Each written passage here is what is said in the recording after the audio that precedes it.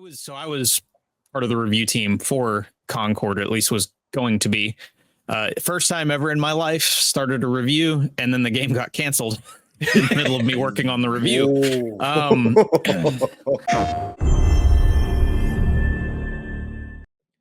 Welcome, everyone. My name is David Burdette. I am the lead editor with Gamingtrend.com, and I am here with some special guests to talk about the state of PlayStation in 2025. I am joined by Steve Vegvari. He is a writer for Console Creatures, MobileSyrup, and more. You can find him in many places, alongside Kevin Diaz, who's from IGN, and he's also the creator of the PlayStation Source YouTube channel. Gentlemen, how are we doing? Absolutely fantastic. Thank you so much for inviting me onto the show. I mean, like, what better way to just kick off the year than just to celebrate, PlayStation as a whole and look forward to what should be a great 2025. 100%. I like the title of us three being the arbiters of, like, the state of the union, but the state of the, like, we are the state of, like, this is the state of PlayStation, guys. This is what's going to lay it out. But this is what's going on. Appreciative of the invite, of course. Thank you for having me on. You know what I'm saying? And I'm always down to talk PlayStation. Always down. Always willing. Always willing. Yes. I have often stated my claim to fame is that I own a PlayStation Vita TV. I am hardwired into PlayStation. Love PlayStation. Always been about PlayStation since I was a kid. Yeah, I am very excited to see what they have for us this year. And of course, we can't really talk about the state of what's this year is without kind of looking back at what we dealt with in 2024, especially as that kind of paves the way into 2025. So kind of starting off really when we're looking at the great side of it, had really great third-party support. That is something that PlayStation has very regularly had. We had Final Fantasy VII Rebirth, which was one of the best games of the year, Black Myth Wukong, which was also one of the best games of the year, and the Silent Hill 2 remake, which I think surprised a whole lot of people. Any thoughts specifically on those games or any other third-party games that you played over this year for PlayStation?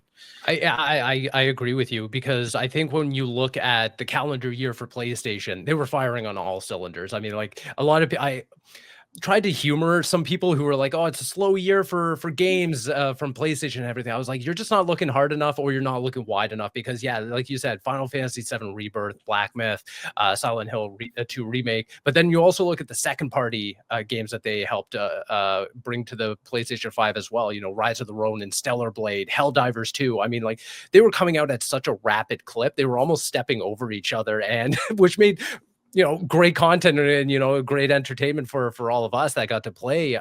But yeah, as far as software from third party, second party, I mean, I was elated by it, and I think if we were like grading PlayStation's output just simply by that, I would say like it's an A+, because the quality and consistency was so far there that if you were coming into 2024 with a brand new console, you had a swell of great games just to play with friends, by yourself, or got to go back to like Silent Hill 2, a classic, a sleeper hit, if you will. But yeah, I was very impressed by what PlayStation was able to bring to the platform that year. Yeah, I think that it's kind of impressive that kind of a cadence could still be there, and they barely lifted a finger. Like, truly, they barely had. They didn't really have to. They let everybody else do the lifting for them. Kevin, what do you think? Yeah, I mean, in terms of third-party support, Rebirth is my game of the year personally. Shout out to Astro Bot. We'll get to that later on, but definitely. And I'm very biased. I'll put it out there. Final Fantasy VII, I have a very soft spot for. If you hey, I was in your video, so I'm with you. It was my game of the year too. Yeah, I forgot I did that. Yeah, that's right. Oh my gosh, yeah. So Rebirth was just incredible, and that's obviously to be said. Did not play Black Myth or Silent Hill 2 remake, but I know those have had their own acclaim and great talk amongst the gaming streets and such. But the ones that I want to highlight, definitely that, I don't agree, but I can somewhat understand the, conceit of like, slow year, right? And I think it's because the PlayStation base are really looking for the top tier AAA first party developers that come out. Yes, of course. You know what I'm saying? Where's like a bunch of Ghost of Yōtei? Where's Bend? of course, Naughty Dog now with Inner Galactic, which is great and everything, but those are still yet to be seen, and those will probably see in the second half of PS5 here going into the second half of the generation. But so from that standpoint, like I can understand that conceit. I don't agree with it, but I would tell them, hey, listen, like I think that you should look at the second party, because of course you brought up Helldivers 2. That was of course a crazy success that I don't think is really like sung about. I don't know. No. I'm like, yo, like Helldivers 2 is really big. It's very big. So shout out to that. But for me personally, the ones that I have played, Stellar Blade, I was very frustrated with how the gaming community chose to focus the conversation on Stellar Blade. Yep. Because yeah, okay, her visual aesthetic, cool, that's whatever, right? But when you actually play the game is not about that, right? I can recall I played that game front to back, right? I didn't play a lot of the side stuff, but from the main story quests, right? There's only one time where her physical appearance is ever brought up. Yes. Aside from like being beautiful or whatever, right? But like the actual curvature, let's say, of her physical form. That's a good way to put it. Good way to put it. Like, and it's another female in the game. I forgot her name. The like tech person that was helping you out too. I forgot her name. With Adam and Eve, and whatever her name is on that third character roster, but she brings up, oh, Eve, like you're so like physically fit. You know what I'm saying? Like that's literally it. And that game is filled with incredible sci-fi, really great story that I really liked, really interesting kind of themes and different comparisons to like a bit of a religious tinge to it as well. Like there was so many more interesting conversations that we could have had, but of course, let's all talk about how she looks, which is I think a little bit disappointing, but I think that game is phenomenal. I really love Stellar Blade. And one unsung one that I don't think has been brought up yet, Pacific Drive. I'm a big fan of Pacific Drive. Right. Yeah. Big fan of that game. I really, really love that game, man. Like this just you're in the Pacific Northwest area. It has involved with weird government conspiracy cover-ups of weird experimental stuff that's going on, and you're stuck in this whole open landscape in these zones with just a station wagon, and you have to go and deal with these like environmental anomalies. Like it's a really great game. I wish that game got more shine than what it is. Not perfect. I'll be the first to say, it's not perfect, but aside from the gripes that I have with it, I do think that's a really, really good showing and a good example of like when PlayStation first party isn't ready, right? Those second party picks that they choose to highlight and they choose to upfront the cost of development for or pay for marketing or whatever deals that they make with these devs, like those are worth looking out for if you are a fan of PlayStation games. I feel like, in my opinion, you know what I'm saying? Like they have a good eye for similar developers that are kind of having a similar cadence of what they expect the PlayStation base to enjoy. And I wish that those got more shine in 2024 for sure, because those are some great games there for sure. So yeah, that's one thing that I'm hoping that we don't lose with Shuhei Yoshida retiring, because he's a big proponent of why they made these picks. Like he went out to the studios, he made sure that PlayStation supported these. So hopefully you'll never replace him, but I hope that they at least have some people in the wings that he's mentored or has worked with that can go to and find these games, because it's quite obvious PlayStation has an eye for talent. They know what they're looking at. Certain games aside, which we will get to, they have an eye for what works. And, you don't want to lose that heading into, especially just in terms of supporting the scene. Like whether or not it's a exclusive game, like for instance, the Plucky Squire. Yeah. Fantastic game. That game got some extra money out of PlayStation being on PlayStation Plus. So we need to continue to see support for these kind of games as time goes on, like the Pacific Drives, like these other ones that are obviously getting some money and possibly some development help. Because that's one thing I've always noticed is PlayStation's very quick to, okay, let's help you. Let's send some of our devs over there like they did with Stellar Blade, or let's help you with some tech. Like they let Kojima, it is Kojima, but they let Kojima have Decima, and that's nothing else is using Decima beyond their own Horizon game. So, like, they obviously are willing to share to help video games prosper. So hopefully that will continue to stay a part of it. Now, we've already been talking about first party. That was literally as up and down as it could possibly be. In terms of just the highest of highs, the lowest of lows. We truly only had, and I might be missing something, but we truly only had 2 first party games this year. And that was Astro Bot and that was Concord. Right. Yeah, like literally as polar opposite as we could get in this chat. One game of the year, one wasn't a game after 1 week.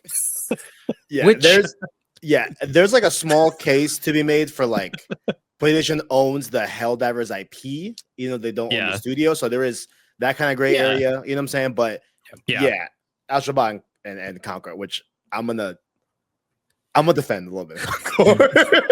Thank you. I know I'm right there with you, Kevin. I'm right there with you because I mean we can sit here and wax poetic and give Astro Bot all of its flowers for hours because it deserves it, right? Absolutely, I mean, no, I don't think there's anyone on this planet that can objectively tell me why Astro Bot wasn't worthy of being Game of the Year. It's a great game.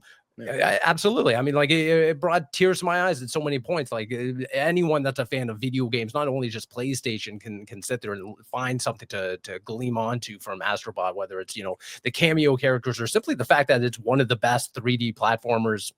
Period. And really gives Nintendo a run for their money in terms of just the gameplay and visual aesthetics and level design and music.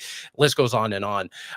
But I do want to talk about Concord for a little bit because I was severely disappointed. Kevin, you were talking about how the video game audience and online communities kind of treated specific games. You brought up Stellar Blade. I was frustrated in the same way with Concord, where I think people got too fixated on very specific parts of Concord, specifically the social aspects and social commentary of Concord, that really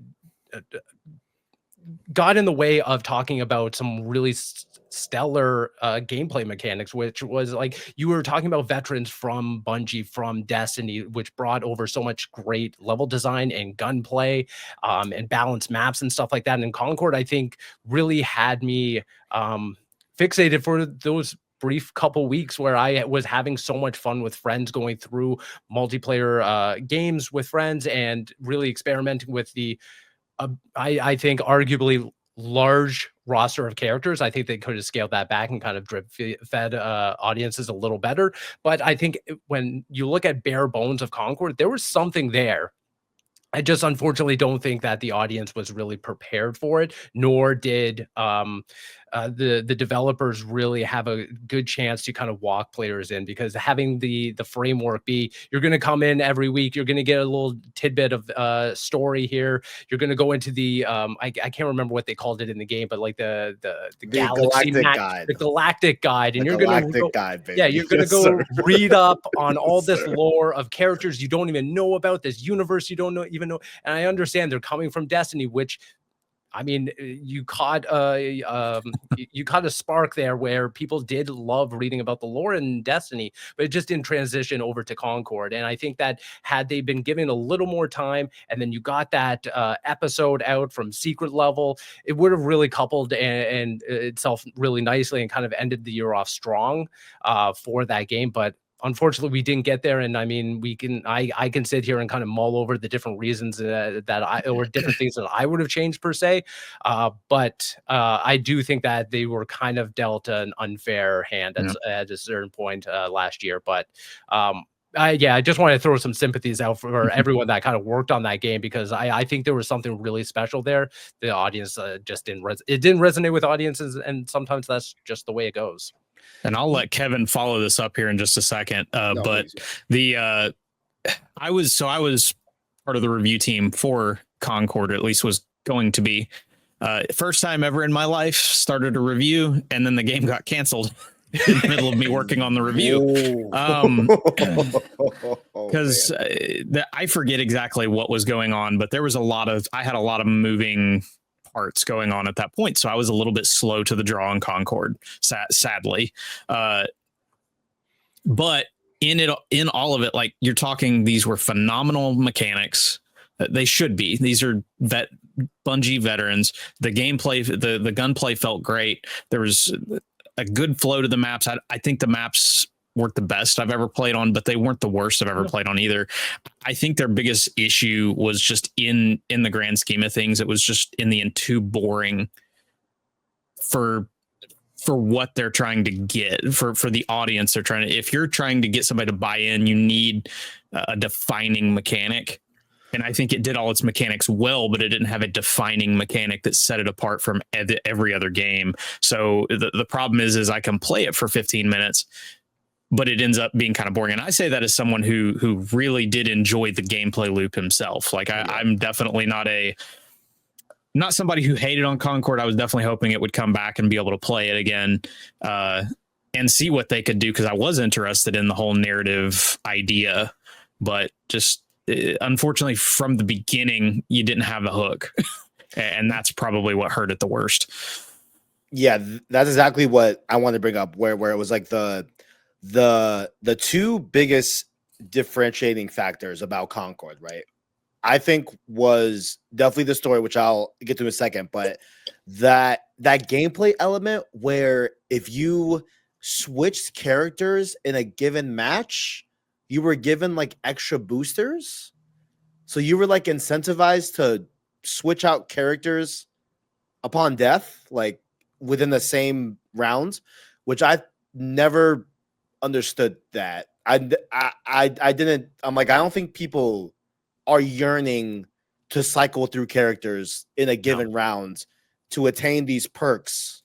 Like that never made sense to me. Usually like you're swapping because you're having to swap, not because you want to swap. Yeah. So like having this like weird carrot on the stick of like different, and it was like minor stuff like, oh, like a little bit of a faster reload, or sprint out time, or whatever the like small perks it was.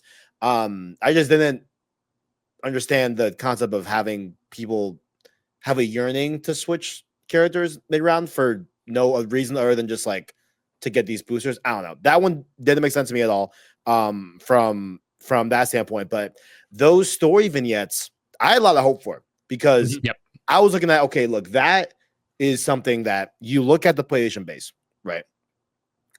We like a lot of things, right? But one through line across all the games that we can all agree on is that narrative story is a huge thing, right? Across a lot of the first party offerings from PlayStation, right? That's really the bread and butter of a lot of these games, right?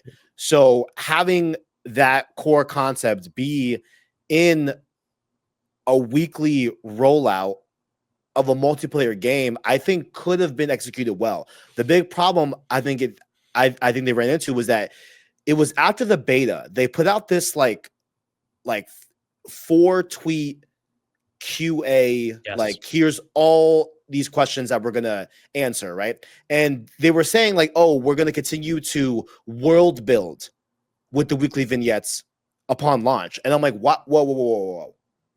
Like, it's world building is going to be important in these vignettes, absolutely, right? Is there going to be a main premise, a main story, a main goal that the Concord crew are working towards? And that was something that I was saying on my channel, like, hey, like, I hope that we get that hook, because if there's no hook of like, here is what we're building towards, I think that's going to be a huge problem, because world building can only take you so far. Yeah, like it could be interesting to learn more about the crew and learn about the Concord Galaxy and such. And there were some really cool stuff on the Galactic Guide, but without having like a main momentum to propel us and to come back week after week, I think that was a big problem with Concord. You know what I'm saying? Like, and that's what Overwatch did well. They had all those the Overwatch shorts, like those. Man, they had multiple of them leading up, so I already had a tie to these characters. I can't watch Bastions without just about tearing up, man. and like we had a connection, and that was something that was missing in Concord. I had no connection to the characters. Yeah, like I wanted to have a connection with the characters. That was the difference. They seemed interesting enough where I wanted a connection. But we never had anything to tie us to them. No, Steve, like, do you remember, or maybe you as well remember, David? There was this like thing on the Galactic Guide where you went all the way to the left, and there was like this like void. Yes. Where there was, it said in one of the vignettes where Lennox talks about how there was a crew that was able to get the like star maps to the fast travel routes out to the other let's call them like bounty hunter squads within the Concord Galaxy, and like they pay homage to that, you know what I'm saying? And there was something on the Galactic Guide that was like, oh, we're not sure if like this like very well renowned ship and crew perished in the void, but they could be out there, you know what I'm saying? Like that was okay. Isn't that literally what happened in Secret Level? Is that the narrative of a little bit? A little bit. Is that what it is? Yeah, I haven't seen it yet. Probably is Secret Level is Secret Level that crew? Could be. Not. That's I don't think they specifically say that, but I mean, this is just me. I mean, we're just theorizing at this point of a game that's dead. But whatever, like moving carelessly. Yeah, exactly. But like, I finished that episode and I was like, oh, this is how they were going to start like season 1. Was like, here's some new characters. We're bringing them in. You watch them on Secret Level. Boom. Now you know these characters. And to me, again, it's just wasted potential. I'm just like, ugh. Like Lennox says it, the like implacable. They were called the Implacable. It was in the week 2 vignette. Okay, I miss Concord, man. Now I'm gonna have to go. Now I'm gonna have to go and watch the Secret Level episode again to see if that gets brought up. If it was Implacable, that's definitely what I'm talking about. But from a gameplay standpoint, just really quick, Lennox was like my hell bro. yeah, I love Lennox. He was a great character. Lennox was great. I was feeling Jabali really hard. I love Jabali. I love Jabali's design too. Like, yeah, okay. I know a lot of people had complaints about the visual design. Okay, but not all of them were bad. I love Jabali's look in that game. You know what I'm saying? But it is what it is, man. It is what it is. Yeah, and like, I was kind of shocked that they killed that so early. Like, I would have guaranteed, like, okay, maybe I can see at the minimum 6 months.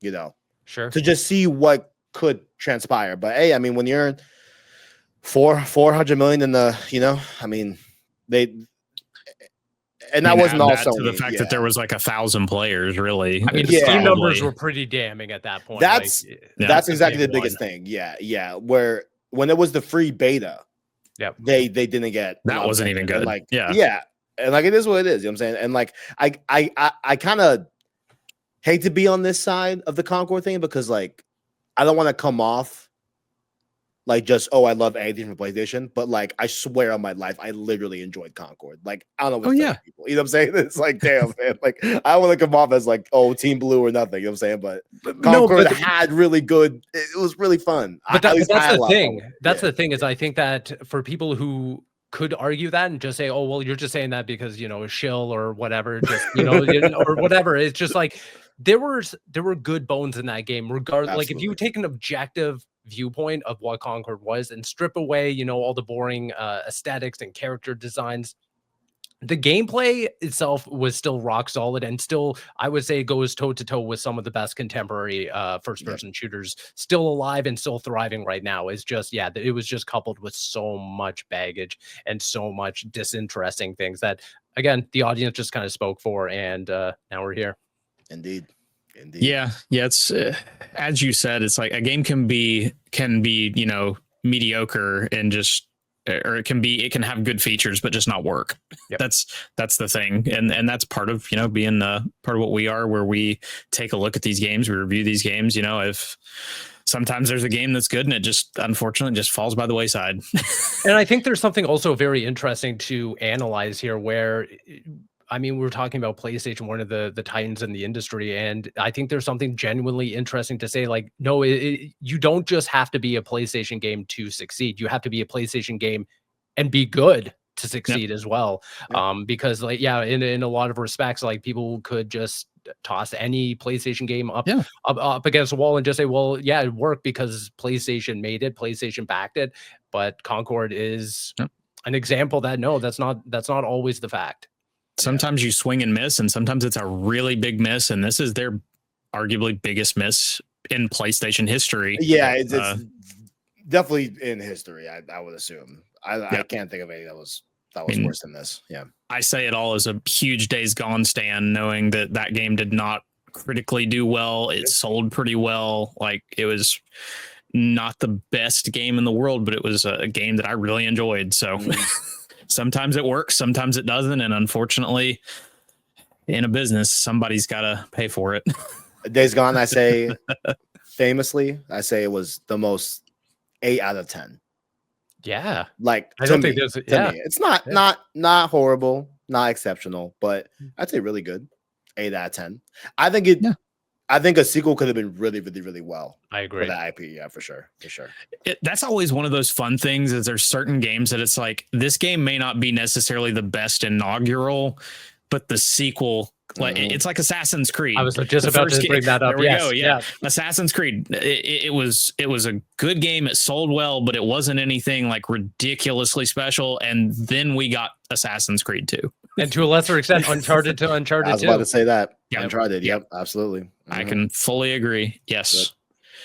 So from games, well, let's give Astro Bot some flowers real quick. I mean, what an amazing game. I know a lot of people like to say, you know, oh, they just took Mario mechanics and all this kind of. No, they excelled at everything they did.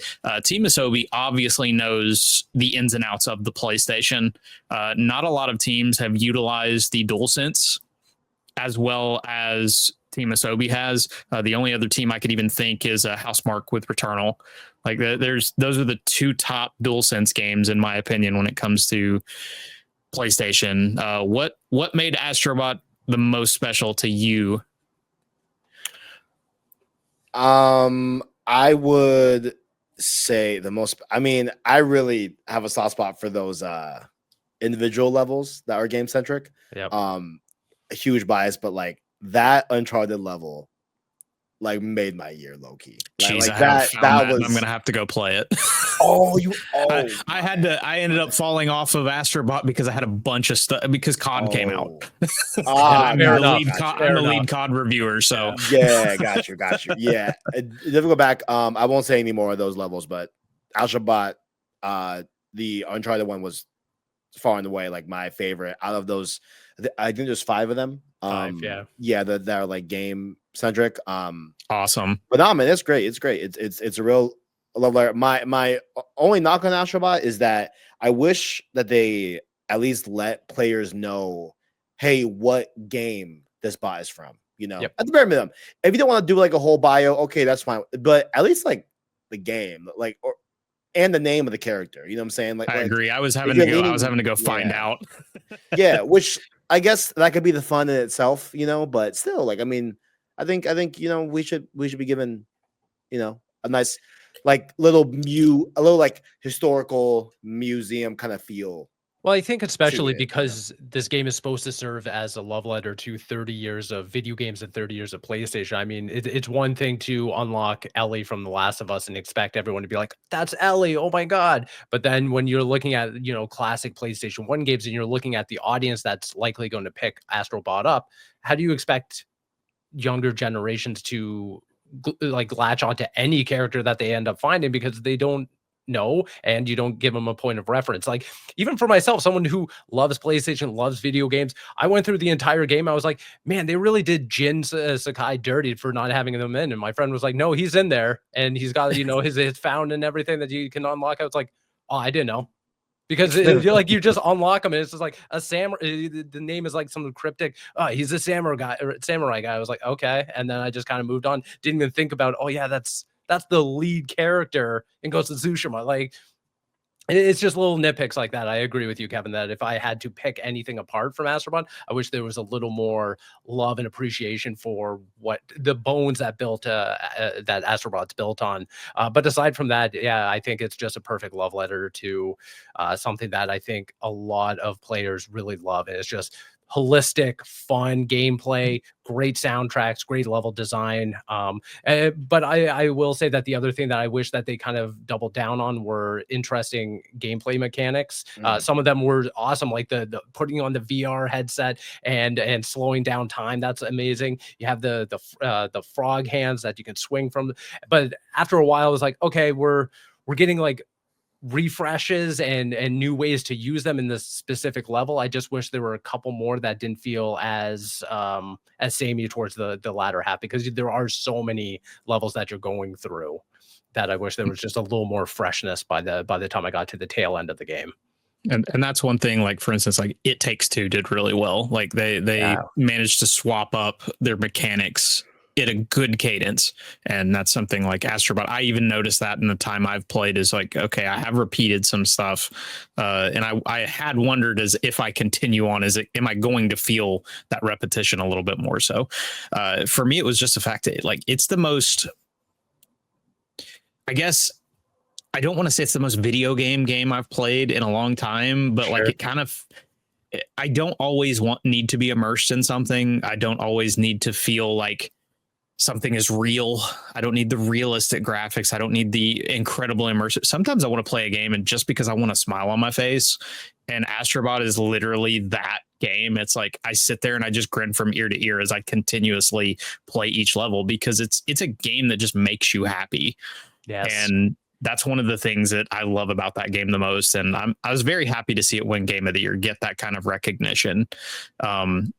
I know obviously it was Keeley's show specifically is the one that we're more referring to, but given that's more one of the bigger ones, but I believe it just became the most awarded game ever. Like it actually beat out It Takes Two in terms of like total number of awards. So very, very happy to see it doing so well. From there, hardware guys, PlayStation 5 Pro came out. Indeed. And I know that there have been some issues as time has gone on. In Alan Wake 2, you can turn off the boosts because there are issues. Are we concerned? Like, have either? I know that you have one, Kevin. I don't know about you, Steve. Have we played around with the Pro? Like, what are our thoughts overall? I think so I don't have one myself. I've used one, played with it. I think there's interesting technology there. I think it's odd because I'm impressed by the technology itself in a bubble. PSSR, I think, has a lot of ubiquity and a lot of runway to take us to the tail end of this console generation.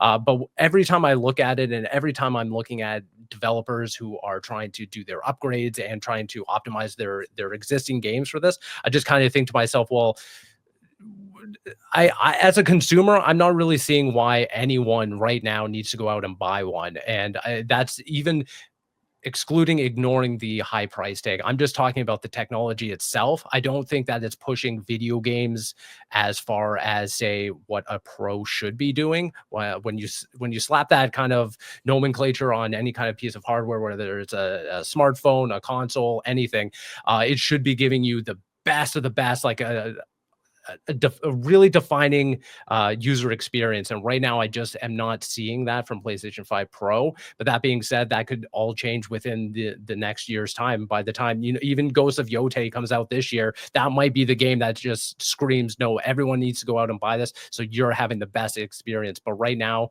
like you're saying, there's games that are coming out. Sure, Final Fantasy VII Rebirth, I think objectively from what I've heard and what I've seen myself, does run better on the PlayStation 5 Pro.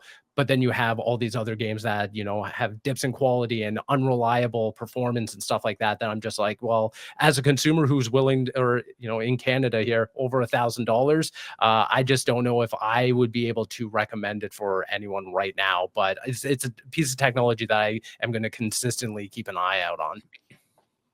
Yeah. I have interesting thoughts about PS5 Pro. So, I think for the hardcore and for people like me, right, you were probably going to get it anyway. You know what I'm saying? And if you, I said I wasn't going to, and I did. They got you. They got you. You know what I'm saying? Like if you're like a real enthusiast that like cares about how games look, cares about the frame rates of games and such like that. You know what I'm saying? Like if you're a little bit in that bag, which is a very small subsect of the grand scheme of the console base, right? You were going to get this anyway, and there are benefits for sure, right?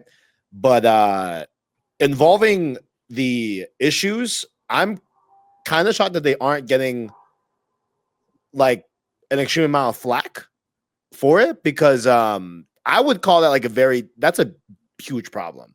Yeah. To me, I know it's, you know, off of certain developers. It's not all the games, obviously. Like, I'm not trying to blow up and make it like this huge thing, but if there are issues, those need to be ironed out with the utmost swiftness, in my opinion. You know what I'm saying? I know we're going to be going up on 2 months from launch. Actually, it might be 2 months to the day, actually, with PS5 Pro. And so that's still early in the grand scheme of things, but I just don't understand how those even made it out to market, in my opinion. I think there's a lot of really bad issues that seem to be. Let's remember Cyberpunk shipped. Yeah, and that's definitely. So that's why I say, Speaking of runs great on a Pro. You're right. Yeah. Like, and from that standpoint, I think it might be actually more beneficial for older games, like to hit their performance modes. Yeah, for sure. And at a certain point, it's okay. Like, do you blame the developer more? Do you blame Sony more? Do you blame Sony for not, you know, being able to properly kind of steward these developers with this new technology? That's not here nor there, but I would say those need to be ironed out first and foremost. But above all else, I think the vast majority of PS5 owners do not need a Pro. The vast majority, right? It's been really good, obviously, with Rebirth, but I still think that there are a lot of games that I believe that we will see in the next 2 years, probably or so, or beyond, that we'll see those differences be a lot more noticeable from PS5 to Pro, I bet, as PSSR improves as well with its library that it is pulling from and utilizing from that standpoint, from an AI standpoint and everything. But yeah, I just could not recommend the Pro to the vast majority of players that are in the market to get one, you know what I'm saying, for right now, unless you are a very hardcore PlayStation 5 user, right? Or just a hardcore just gamer in general that cares about those frame rates and cares about those resolutions. You will see it. You will definitely get it. It's just different. I just think it's a lot different just from the PS4 Pro, where that was adopting 4K, which was very, very much a step up, you know, from just an overall just TV display standpoint and everything like that. HDR was big on PS4 Pro as well, stuff like that. While those features just are not as new anymore, you know, they're just not as shiny and new as it is. But PSSR is great. I'm excited to see how that PSSR software begins to improve, and we'll see it in PS6, and we'll see how that all unfolds and such. But yeah, man, not that impressed with Pro, I'll be honest. And that might be cool. It might be something with the whole retrofitting. A lot of these teams were probably rushing to figure out, okay, this is PSSR. What are we actually doing with it? Like this, how is this reading our games? Like, and then trying to adopt it to their game that was already, because most of that list there was almost nothing that came out after the fact. So all these games are being retrofitted that already had performance modes. So it's already trying to use the best that the system has. So suddenly you're having to have your game tweak its code almost in order to get the best out of this system. And you can tell Sony obviously knows what they want with it. They were given, like, Horizon is like, I think Digital Foundry said it's the most incredible implementation of anything of that sort. It makes a whole lot of sense that obviously this tech works, but these studios don't know how to use it.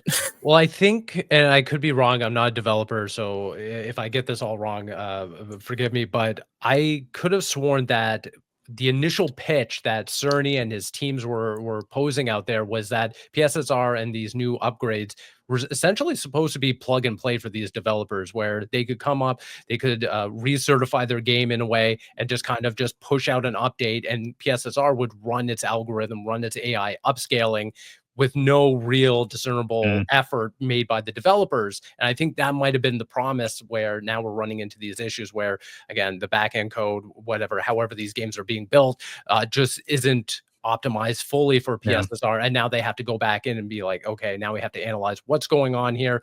Do we, like in Alan Wake's, offer an option to turn it off in the time being while we mitigate these issues? But to Kevin's point, this is becoming an issue where, these developers must go in, fix it for the players, because they've been kind of given the short end of the stick now, where they purchase this piece of hardware expecting the best of the best, and then now they're ending up with a lessened experience out of it. Yeah. I mean, it's that whole thing of, like you said, it's not worth it right now because of the issues we're having outside of PlayStation. Like, their games are fine. Their games are running at their absolute best, but we're not getting the best out of third party. And where are people at with games? They're third party. Last year was Sony being very low on first party. So yeah, exactly. If I've got all these new games that are, even though they're PlayStation exclusive, if they're not running at their best on this PlayStation, it's not worth my hard-earned money in order to get them. No. So maybe, as we said, maybe we get 6 months down the line, things start getting ironed out. Obviously, new games are going to come out, which we're about to get into, and then there'll be more of a reason to own one. Now, moving into 2025, something that everybody needs to own is a PlayStation Portal, because, man, that thing was already neat at 200. I thought, like, I know a lot of people were like, what is this for? What is it? And then I picked one up because I'm the big Sony fanboy. So I had to have one. So I picked it up and then I connected it to my PlayStation. I admittedly did it the most optimal way. I have gig internet. I actually have a secondary PS5 in my house. So I ran a hardwire to that PS5 so that I could be connected as best possible to the network. And that is my VR/PS Portal PlayStation. And I use that for that. So, but that means it's like I've got this really good connection at all times for what my PlayStation's streaming. So I'm getting almost 1-for-1 when I'm using my PlayStation Portal. Like, it truly is almost perfect. Yeah. And now on top of all that, we can access PlayStation Plus streaming from the device. Like, again, the $200 buy-in, while somewhat steep, the device itself was great. Mm-hmm. But now a software update just gave me a bunch of more reasons to own this thing. I know Kevin probably has one. Steve, have you picked one up yet? So I was given one for review when it first came out, and I was optimistic on it because of this future I created. Where at launch I thought this was great. Usability obviously depends on your internet, whether or not you're connected, you're hardwired into your PlayStation 5. And then, but the entire time I was going through it, I was like, this can't be the end. The PlayStation cannot just kind of like poop this product out onto store shelves and kind of just walk away from it, because there's so much untapped potential. In the meantime, we got that update where it was like, oh, now you can actually connect to hotel Wi-Fi or airport Wi-Fi, and that's why I was like, okay, here we go. Even if it stayed here, even if PlayStation was like, we did the update, we gave you what you guys wanted, we're walking away now, I would have been like, okay, that's money well spent, because now I can take this traveling. I don't have to just be sitting at home, where I have uses for it, but not everyone would. But then they gave us the streaming, and I was like, this is the potential. This is what Portal should have always been. Granted, they didn't come out of the gate and explain that to consumers at the time, but now that we've gotten here, I think that we're talking about the diehards, the people who are invested in PlayStation's ecosystem. This should be a piece of it, because there's so much usability here. The user interface, the way it feels, like the just the form factor of the entire thing, I think it's so stunning. comfortable to use. It's great. It's great. And like you could Right. put a gun to my head and tell me, like you could try and convince me that's an OLED screen, because there is some sort of like so crisp. like there is so much magic in that the display there that it's one of the crispest non-OLEDs I think I've ever seen in my life. So yeah, hats off to them, and I hope that coming into 2025, this kind of continues to bridge the gap between the PlayStation 5 and, well, we know that they are working on some sort of handheld hardware, some sort of native piece of hardware. So I hope that the Portal can kind of continue to just thrive and be its own thing, and just convince people that PlayStation does need to be in the handheld space, because they've sorely been missing kind of being a competitor to the Nintendo Switch in so many ways. Yeah, I mean, just a lot of people were wrong about this, man. a lot of people were wrong about this. A lot of people were saying that this wasn't going to be successful. They thought that they didn't see the point of it. And it really does take, I would say, even to this day, like it really does take you getting hands on one and just trying it out. You know, the big compliment I have with the screen is that it has that HDR. So I think that does a lot of like heavy lifting, you know, in spite of it being just an LCD. I do hope that we get an OLED one in a new handheld in the future. You know what I'm saying? Like I'm a sucker for OLED. Love that. Oh yeah. I really, Nintendo's they better have an OLED option. Just saying, with the Switch too. It's crazy to like yeah, I'll spend the money. Better be a give me the option. Better be a SKU. Yeah, for sure. I just hope they do it like the Vita style, with the launch Vita having that beautiful OLED. But my biggest holdup when I tell people about Portal is the fact that, you know, this device is very much predicated on circumstances and different attributes of the setup that you may not always have control over, right? If you're at home, that's one thing, right? The only, I guess, downfall is if you have bad internet, or if you aren't able to hardwire your PS5, which optimally you would definitely want to do that. I have mine hardwired to my gigabit internet, so that's all fine and dandy here. And it even holds up very well when I travel. Like when I went to Chicago and my PS5 is in Phoenix, great experience right there. I think that's the furthest I've been so far with the Portal. I do have a trip for Colombia early March. So okay, I'm gonna have to hear about this. I'll be doing very in-depth testing. That'll be on my channel. Like I really want, because that's gonna be the big one. Like that's a ways away from Phoenix. So I definitely want to test that. But it's just, hey, like there are just certain points where, you know, you can't use this on a flight. That's unfortunate. I tried. Yeah, it's tried. It was bad. I also tried. It's not gonna work. To get to my home screen, and then nothing else. Yeah. Just the fact that I got to my home screen, I was kind of impressed. Right. Yeah. I also tried on a Southwest flight. It's definitely not happening in a flight. You know what I'm saying? But it is great to, you know, okay, hey, maybe not the flight, at the terminal while you're waiting.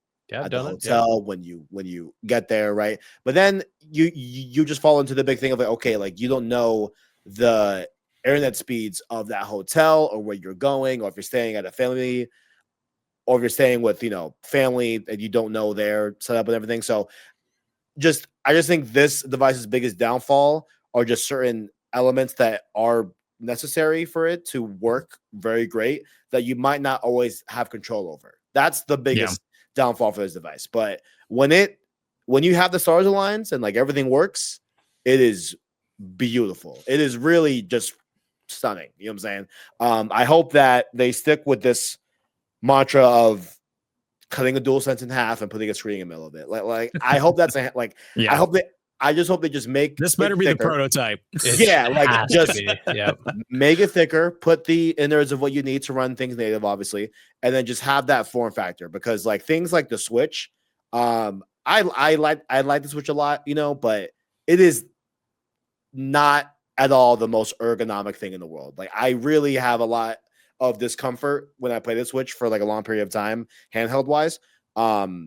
And you don't have that with the Portal. Like it literally just feels like you're playing a DualSense because it is, Not to mention you have the haptic feedback and the adaptive triggers. Yeah, so it's like just the fact that you get the whole PlayStation package, like the whole kit. Yep. Even though you're away from your PlayStation, like that's probably the best thing, and that's something PlayStation always has done with their hardware. Their hardware is generally excellent, but this is just an extension of that because they recognized, I don't want you to be experiencing part of the PlayStation ecosystem outside. We want you to have all of it. Yeah. And it's great to see that they recognize that even with just adding the plus functionality is, okay, we want you to get more benefit out of having a Portal. And that helps sell those memberships too. Just like how Xbox is trying to get people to upgrade to Ultimate for xCloud. It's the same idea of, we want you in the higher tier. You have a Portal. Well, guess what? You can take all those games with you too. So just great to see. And it adds value to a device that's already valuable, that a lot of people already have. And that value can't be understated. It really can't. It's a great device. I really like it a lot. Yeah, it's great. It's great. We already more or less discussed it, but in 2025, they need to figure out these third-party PS5 Pro issues, or it's going to really bog them down this year. We very obviously had a slower 2024 compared to 2025. Like, there's really great games, but we're not talking 2023 where there was legitimately like any game of the year list left off 2 to 3 games that were legit game of the year contenders. Like, this 2024 was definitely we're not really leaving a whole lot off of the game of the year lists in the end. So with 2025 coming up, they've got to figure out these pro issues because there's too many great games coming that this needs to work. Like, again, we're talking about definitive editions. We need these games to have these definitive editions. I mean, if I'm going to play, it's going to sound silly. If I play Indiana Jones, make the pro version a definitive edition. No, but I mean, like, that's definitely the assumption, right? That seems to be what's going to happen. Yeah. Sure. Yeah. For me, it's like, are we going to play GTA 6 and are we going to play GTA 6 in 60 frames? That's my question. I don't know. I'm a little scared. Discussion, but yeah, I can't lie. I'm a little scared. On that. That is quite obviously the game that has to be done right because that's your selling point. That's a selling point for your pro. Mm-hmm. Yep. That Assassin's Creed Shadows, again, these games that are like these big names, they need to run best on the best device, on your best device. Like, they've got to get that figured out. Speaking of games, like I said, I don't want to dwell on that since we already had a really big discussion about PlayStation Pro in 2024, and it more or less leans into what they need to do in 2025.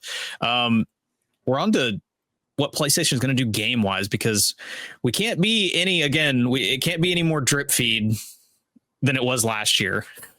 And in 2025, it looks like we've got a bunch of stuff hitting. First off the bat, we know, for instance, Ghost of Yōtei, however you say it. I believe it's Yōtei. Yōtei. I think it's But in any case, I noticed all the PlayStation accounts on January 1st did that big 2025 thing, and they put Ghost of Yōtei in there. All of them did. And Sucker Punch did as well, I believe. Yeah. Is it going to arrive in 2025? Do we think that this is the mantra of, yes, this is definitely hitting? I know we can't say for sure, but how do you feel? I feel pretty confident. You know what I'm saying? Anything can happen, truly. You know what I'm saying? Anything can go down. But I think we got some room here because Wolverine seems to be MIA. We don't know what the hell. We don't know what's going on with Wolverine. You know what I'm saying? That thing's looking a little spooky. But Death Stranding 2 seems to be a lock to have that second punch being Ghost of Yōtei. I think that's a good 1-2 punch for lock-ins for 2025. You know what I'm saying? So I'd say I'm pretty confident. If I want to put a number on it, I'm gonna say like a 78% chance. 78%. Gotcha. Ghost Yōtei seems like it's good. Yeah, I mean, even when we saw it, it looked like it was in such a good state, and PlayStation, Yeah, for me at least, when I look at a PlayStation game, I can usually tell when there's a lot of confidence. I mean, we're looking at the dichotomy between the rollout of information for Wolverine and then the rollout of information for Ghost of Yōtei, however we want to say it. And I see one being very confident, which is Sucker Punch. They usually don't miss. They don't usually detract from the narrative of we're trying to hit this year or this window. And I feel like they've had ample time to cook on this one, given the fact that even when you look at the trailer, it doesn't look like it's a huge asset flip. It looks like they can reuse a lot of the core components of what made Ghost of Tsushima what it was. Maybe add in some new gameplay elements and stuff like that. Just a much larger map and stuff like that. But I feel like the rollout, getting it into 2025 is very obtainable for a developer of that caliber that is Sucker Punch. So I just feel like it's such a lock for a late spring, early summer kind of window for them. And we're going to talk about other games that can kind of fill out that calendar, but for being that marquee game that hits that time of year, I think that it needs to be Ghost of Yōtei. I think that's the game that, again, going back to PlayStation 5 Pro, that gets them that next quarter selling point of, hey, look at our financials, look at the how much we've been pushing hardware. That's the game that's going to do it. Yep, I agree. Ghost of Yōtei, for me, it's like you said, there's a confidence that you just feel behind the way that they have talked about it, the way they put things out. Sucker Punch is not one to really, PlayStation in general has not usually been one to want to delay games, as well as they don't generally give a lot of information before they do a delay. It usually has to be a pretty big reason, like Last of Us, where there were some serious issues when it came to Last of Us 2, and they wanted to push it back.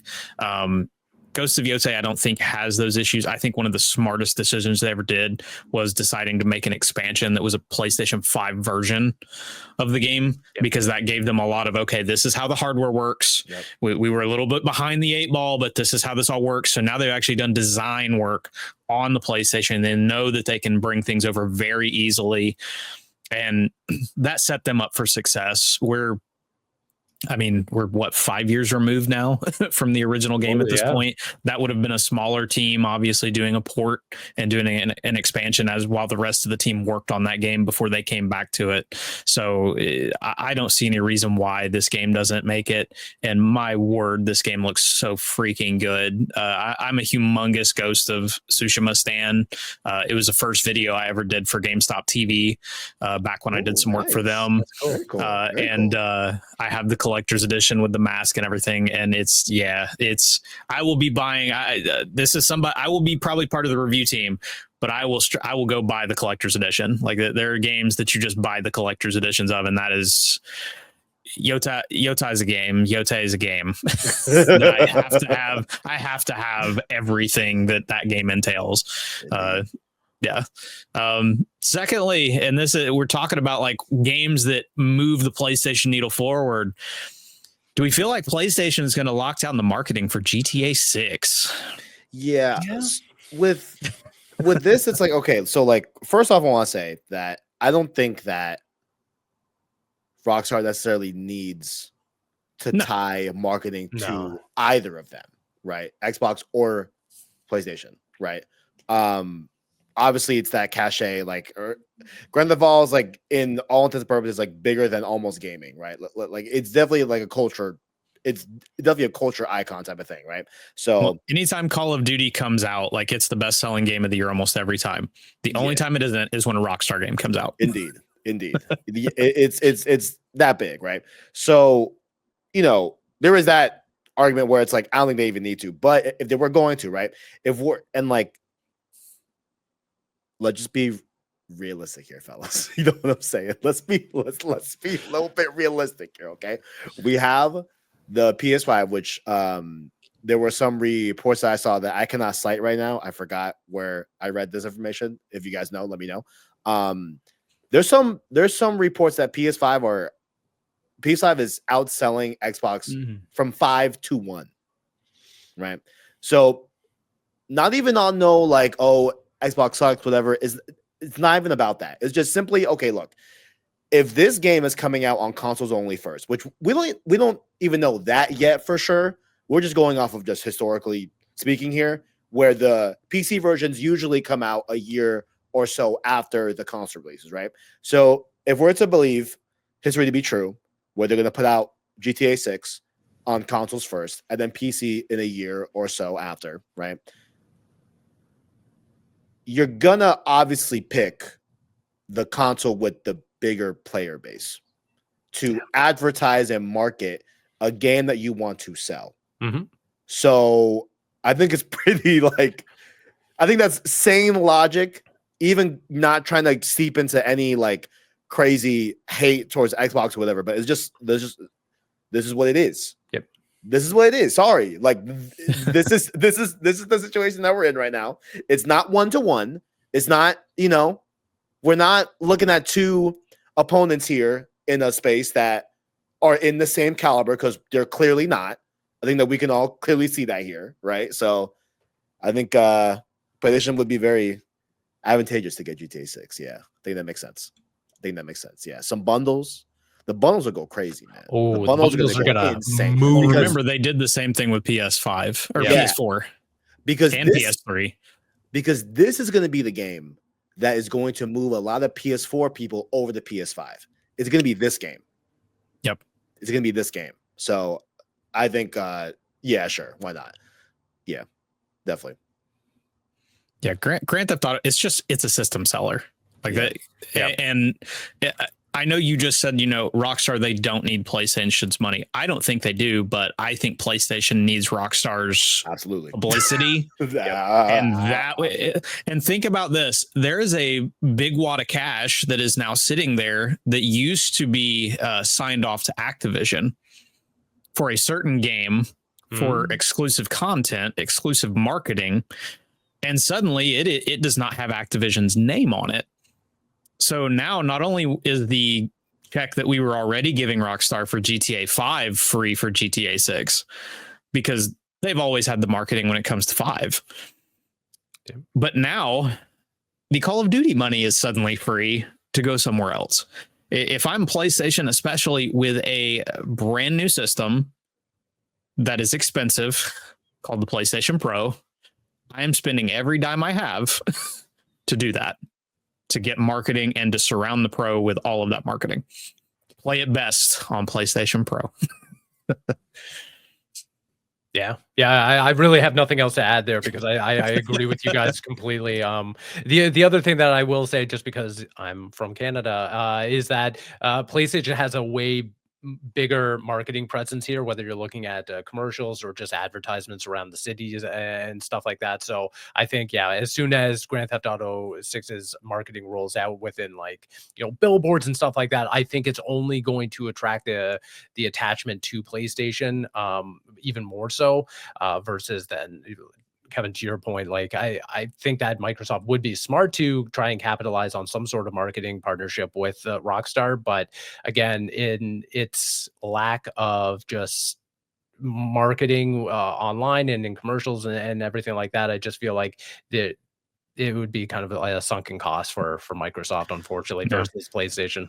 Yeah, and it's like not like GTA 6 is going to be on Game Pass. No, right?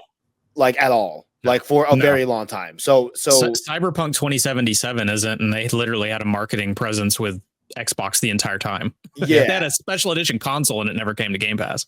Yeah. So it's like you can't even like look at Xbox from the like modern way of looking at Xbox, which is the console base and the Game Pass base, right? Which dear God, can you imagine how much that would cost? Oh no, it'd be like ridiculous. To put that, it's not financially feasible. There's nothing you could gain on Xbox's side. You couldn't gain enough subscribers to cover the cost of GTA 6 unless you want to pay $50 a month for Game Pass, because that's exactly what it would have to go up to. Play a new game for the cost of a new game. Yeah, that, and the head of Take-Two, you know, spoke very, very candidly and very openly about how, like, yeah, we don't like Game Pass, well, not just the Game Pass itself, like not trying to like make that only the thing, but the subscription models. Exactly. Yeah, like he does not like that model, and like he was very, very clear and upfront about that too. So Well, at this point, you only see Grand Theft Auto 5 in those services because those games those games still sell ridiculously. Yeah. And it's so old. That's really the whole point of it, is they go in there because they get offered some money and they're like, okay, cool, we'll go ahead and take the cut.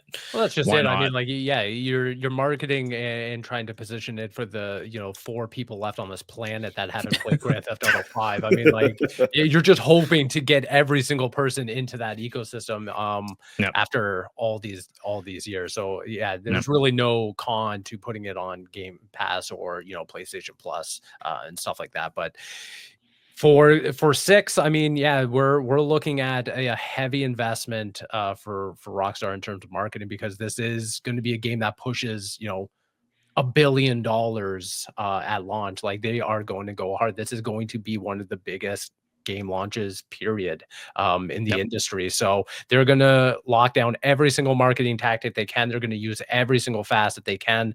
But I do think, to Kevin's original point, that by going with PlayStation, I think you get the most excitement and most eyes on where you can play at launch, because unfortunately the likelihood of it coming out on PC at launch is very slim. So you're going to go for the console, and the console with the most players is PlayStation. Do we think that the game is going to make it this year, or that you think they're going to push real hard to get it out at the end of the year, or is it going to slip? I want to say yes. Only the only reason is because, again, you're looking at financials, and I just feel like 2025 is a good year, especially if we're looking at history and looking at what made Grand Theft Auto 5 such a blockbuster, was coming out in that September window, and then the PC port coming out in October right before the holidays. Like, there's so much to garner from that if they were to kind of let it slip into 2026, I don't know if a spring release really has the same gusto for Grand Theft Auto.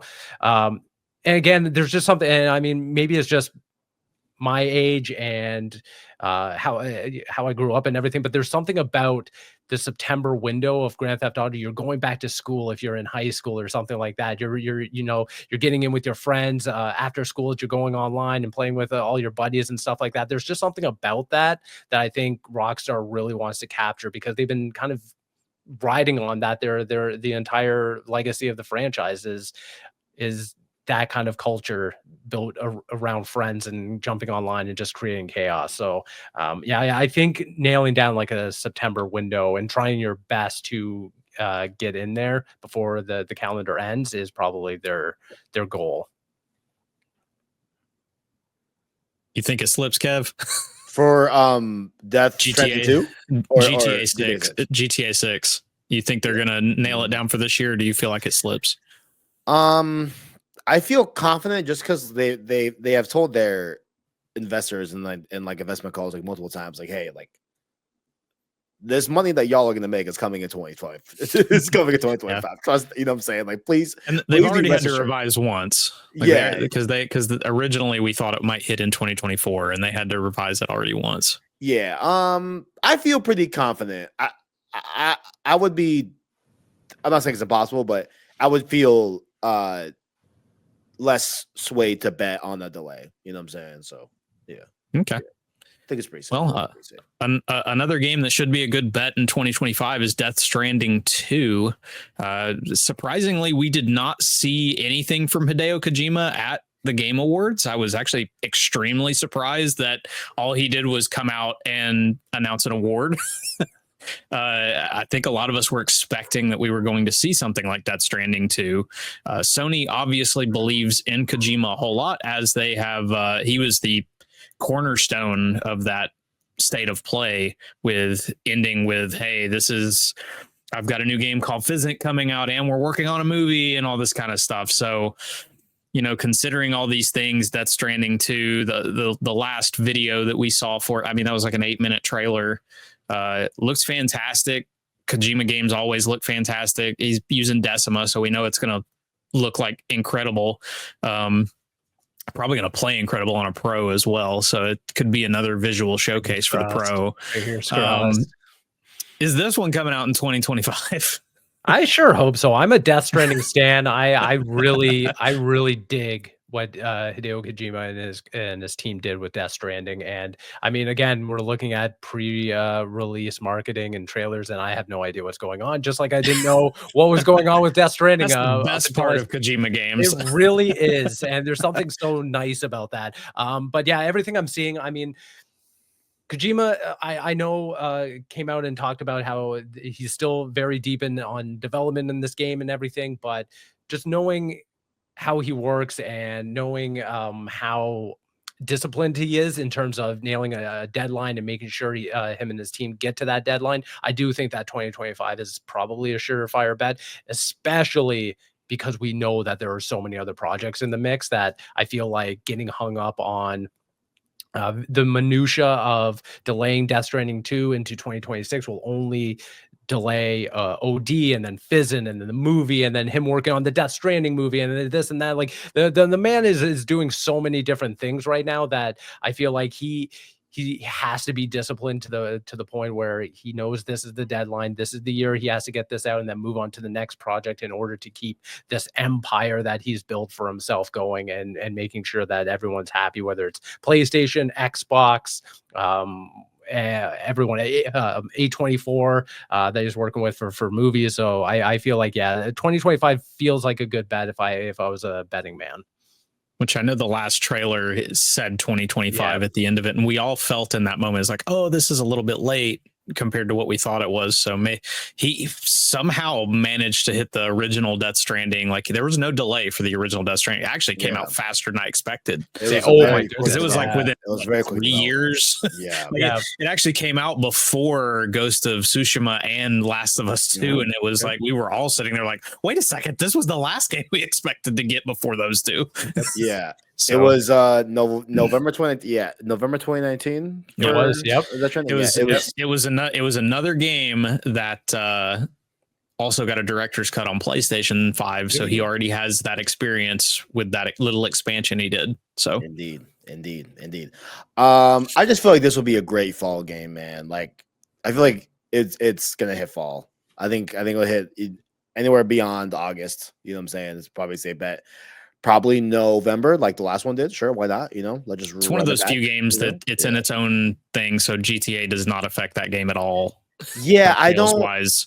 Yeah, I also agree with that. Like, I feel like anyone that is gonna buy Death Stranding 2, they're gonna get GTA 6 as well. I don't think they're like stepping over each other, really. You know? Yeah, they're not. They're not having to choose. What do I do with my $60? Yeah, I just don't. $70 now. Yeah, like.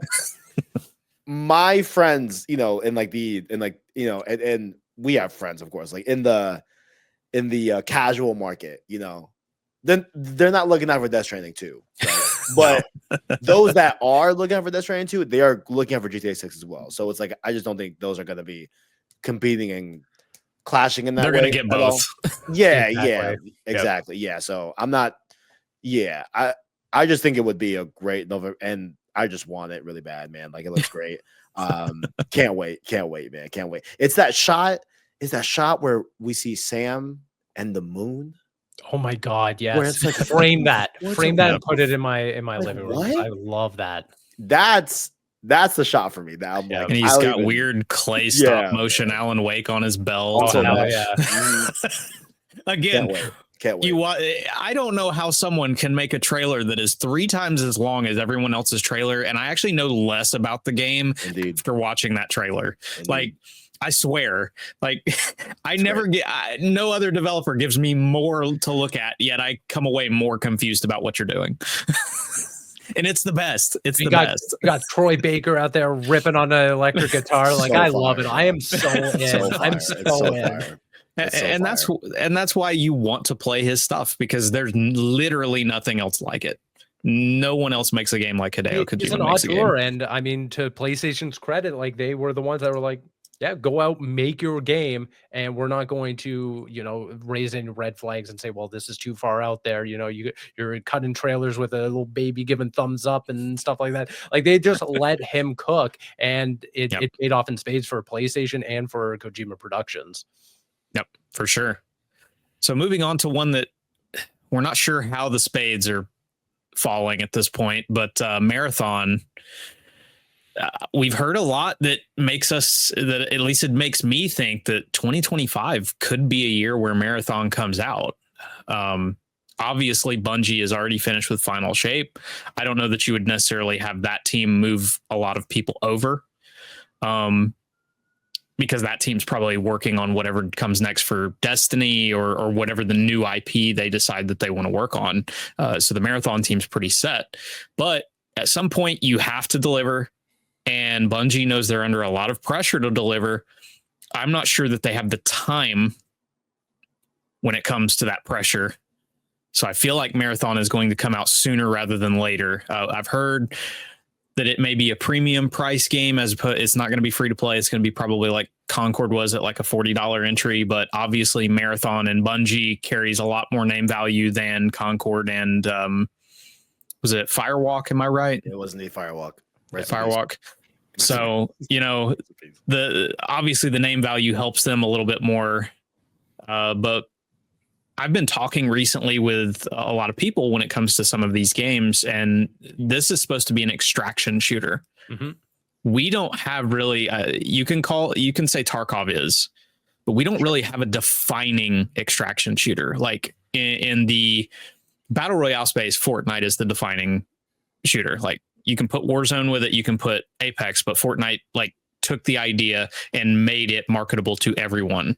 Yep. Marathon has a chance to get into this space and create what is the defining extraction shooter, because there's tons of them, but nothing has broken out commercially. Like in this genre feels like it's just waiting to break out. Like I don't know if you guys have tried Gray Zone Warfare, but that game is awesome on PC. They're doing a great job with their version of extraction shooter. And Marathon, I would assume it's probably going to be a lot more. It's going to have some complexity to it, but I feel like it's going to have a lot of approachability compared to a lot of it. Like Tarkov is not approachable in the slightest. I've not played it, but I know it's not. No, and you're right. I mean, Tarkov is my only real exposure to extraction shooters, with the exception of that Rainbow Six game.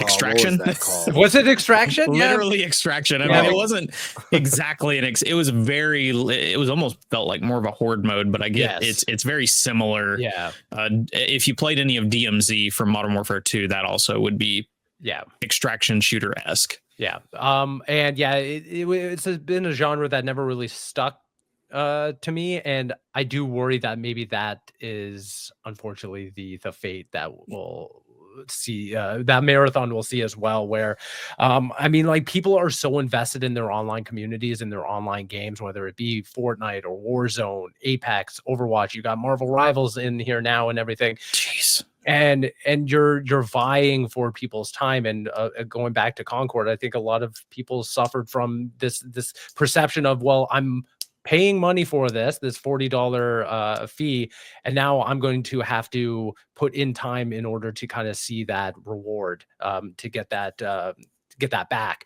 And I feel like if Marathon comes out and it is the same thing, the Helldivers 2 Concord $40 price tag, it might just suffer the exact same thing, where people are so locked into where their friends are playing. How many friends are you even going to need to convince to buy into Marathon to play with you is another big thing. Again, with Concord, you have to convince a whole team to play with you in order to get the best experience, right?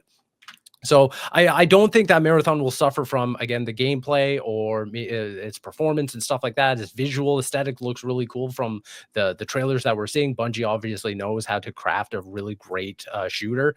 I think it's really going to come down to whether or not players are ready to just abandon what they're already playing and go on to this new online multiplayer game. But we don't know. I'm eager to see how it all nets out, but Marathon is one of those where I'm cautiously optimistic. And again, coming off of the bones of Concord, I wonder how PlayStation's going to play this one, because it's going to, again, be either a final nail in the coffin of games as a service for this company, or it's going to kind of be their big comeback story.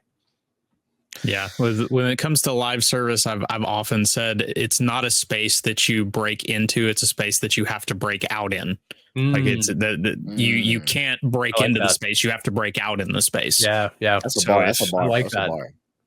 That's a bar. That's a bar. That's a good one.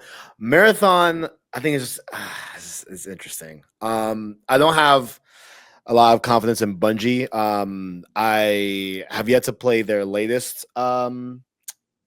expansion.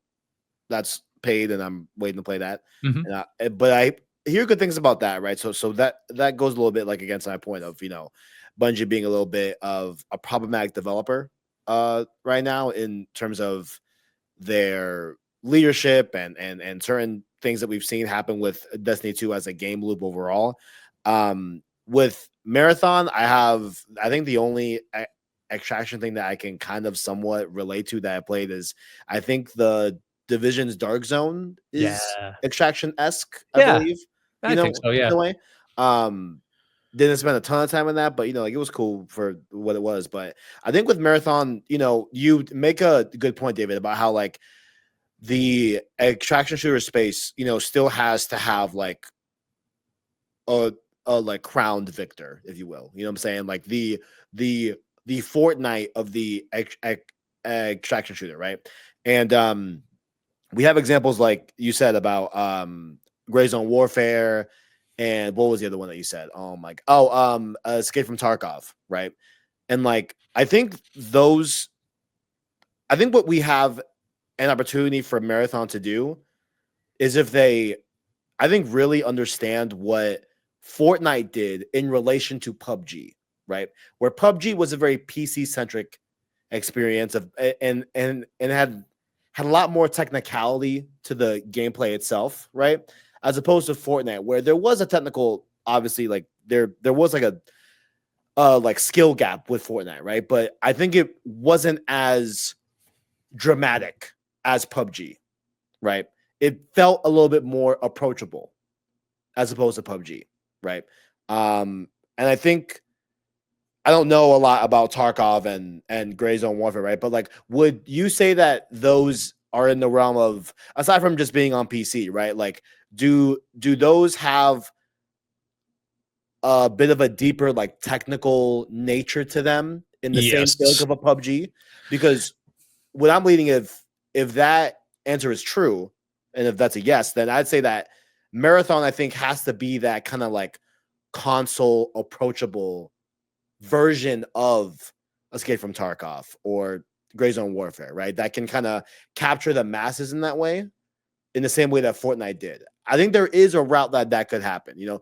A lot of things have to go right on that road to have that outcome, right? Like a lot of things gotta really get nailed down there. But I think it's possible that they could fill that more approachable extraction shooter experience for Marathon. But I'll definitely check it out when it comes out. I don't think that it being a paid experience takes away from it. I know a lot of people say that, like one of Concord's biggest downfalls is that it wasn't free to play. Well, it's like, like they had the beta for like 2 weeks and not a lot of people gravitate towards it. And you look at a couple months prior, granted PvE, but you have people paying $40 for Helldivers 2 because it was a good experience. It was a good game, right? So I think as long as the game is good, the people are going to want to play a good. You know what I'm saying? Like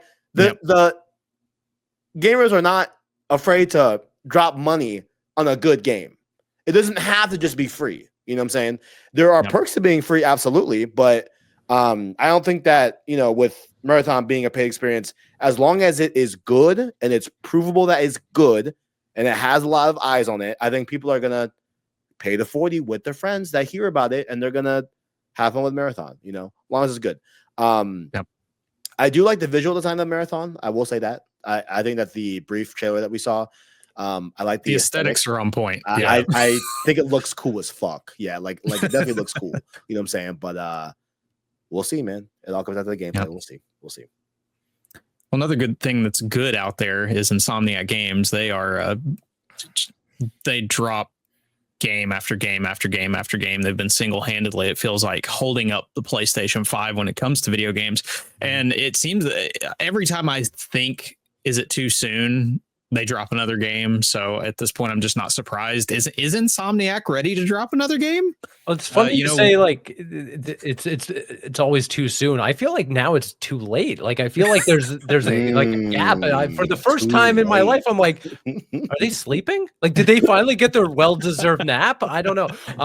But in all honesty, I think that 2025 is kind of Insomniac's year to come back out. I think especially after the Insomniac leak. I think just reading the tea leaves and everything like that. I mean, we did know that something Venom related was in existence, was being worked on and stuff like that. But just based on Tony Todd.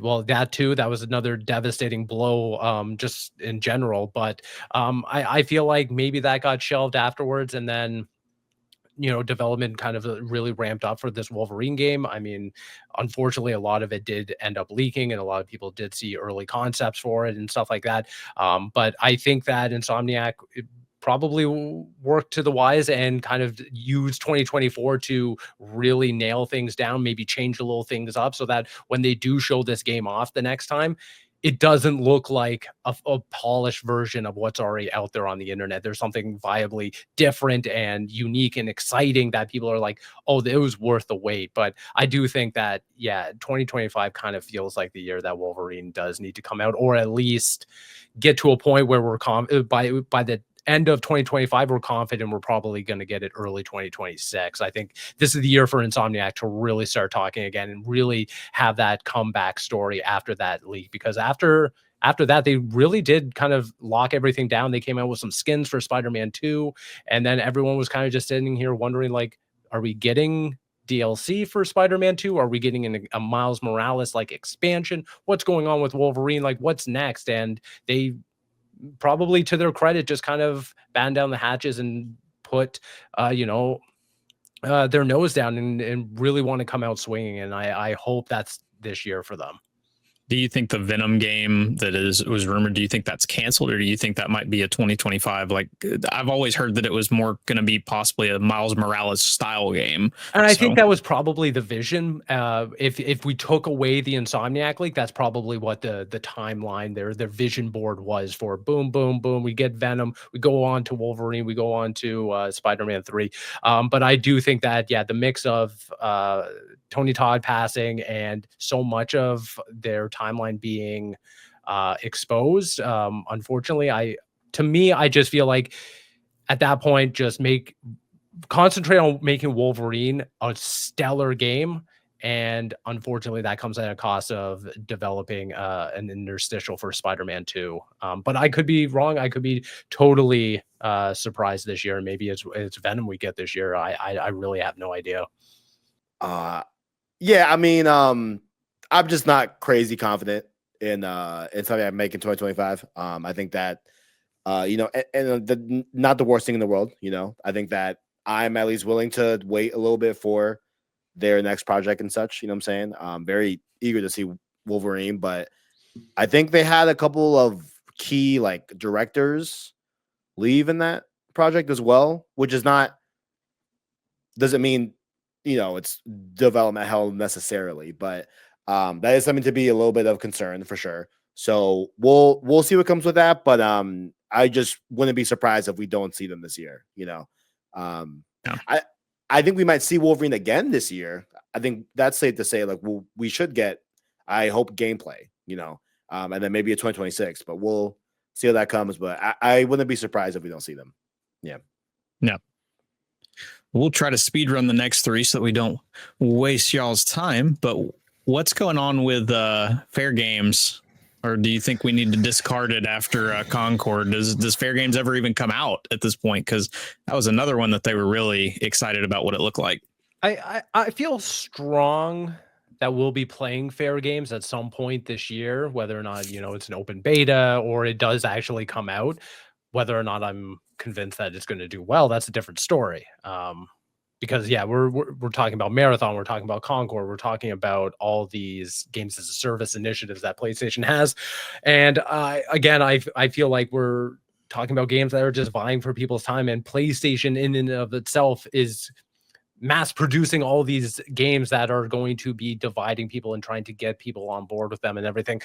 And I'm just worried is really what it comes down to. Is I'm just worried that PlayStation kind of got lost its way in terms of what players really want and what is even viable for its ecosystem, in that had Concord really panned out and that became their big marquee game from a multiplayer standpoint, then what does that mean for Fair Games? And then if Fair Games is going to be that big marquee game, multiplayer game for PlayStation, what does that mean for Marathon? So it really feels like they're tripping over themselves trying to find their way into success. And kind of going back to what you were saying, David, is like you got to break out into this. You can't break in. And I love that. And I think that just resonates so much with what Fair Games and what Marathon means for 2025, is that you can't force this. You kind of have to just bank on one of these games finding an audience and finding an audience that's willing to stick with it. And oversaturating the market just isn't going to be a good thing for PlayStation, nor is it going to be a good thing for the player base either.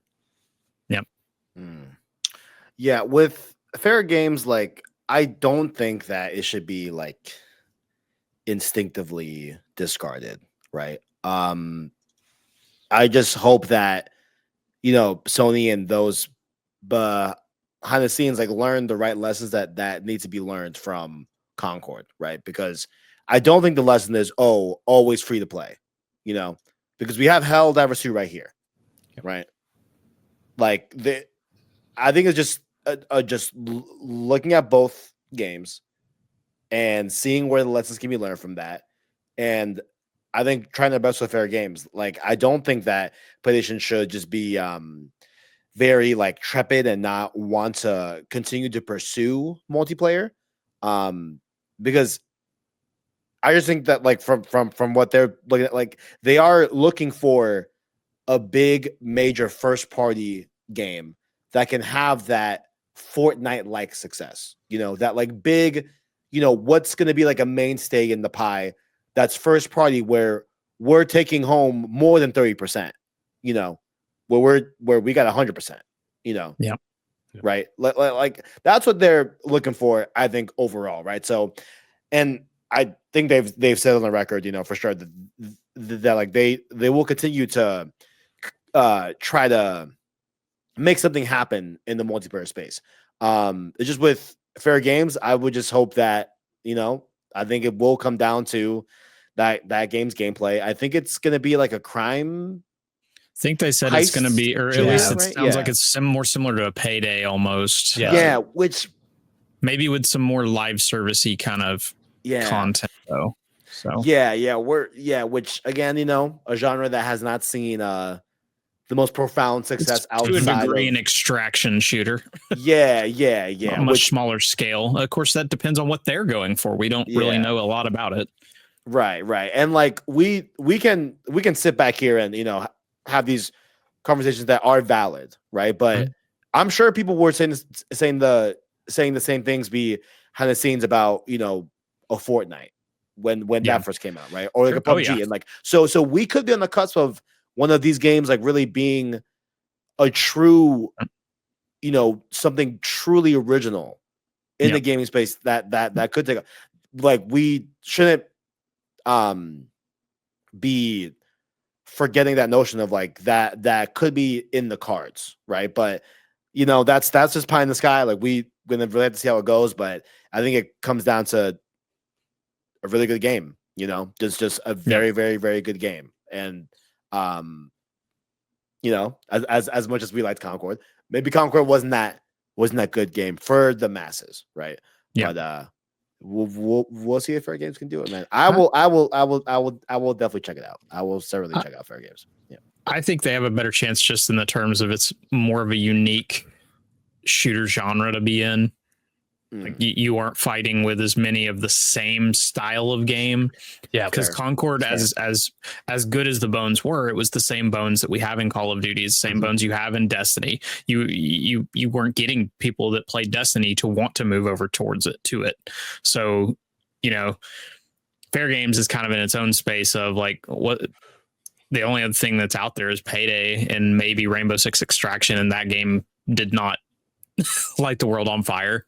So this is definitely in more of its own space. The question is, like we've been talking about, can you find that hook?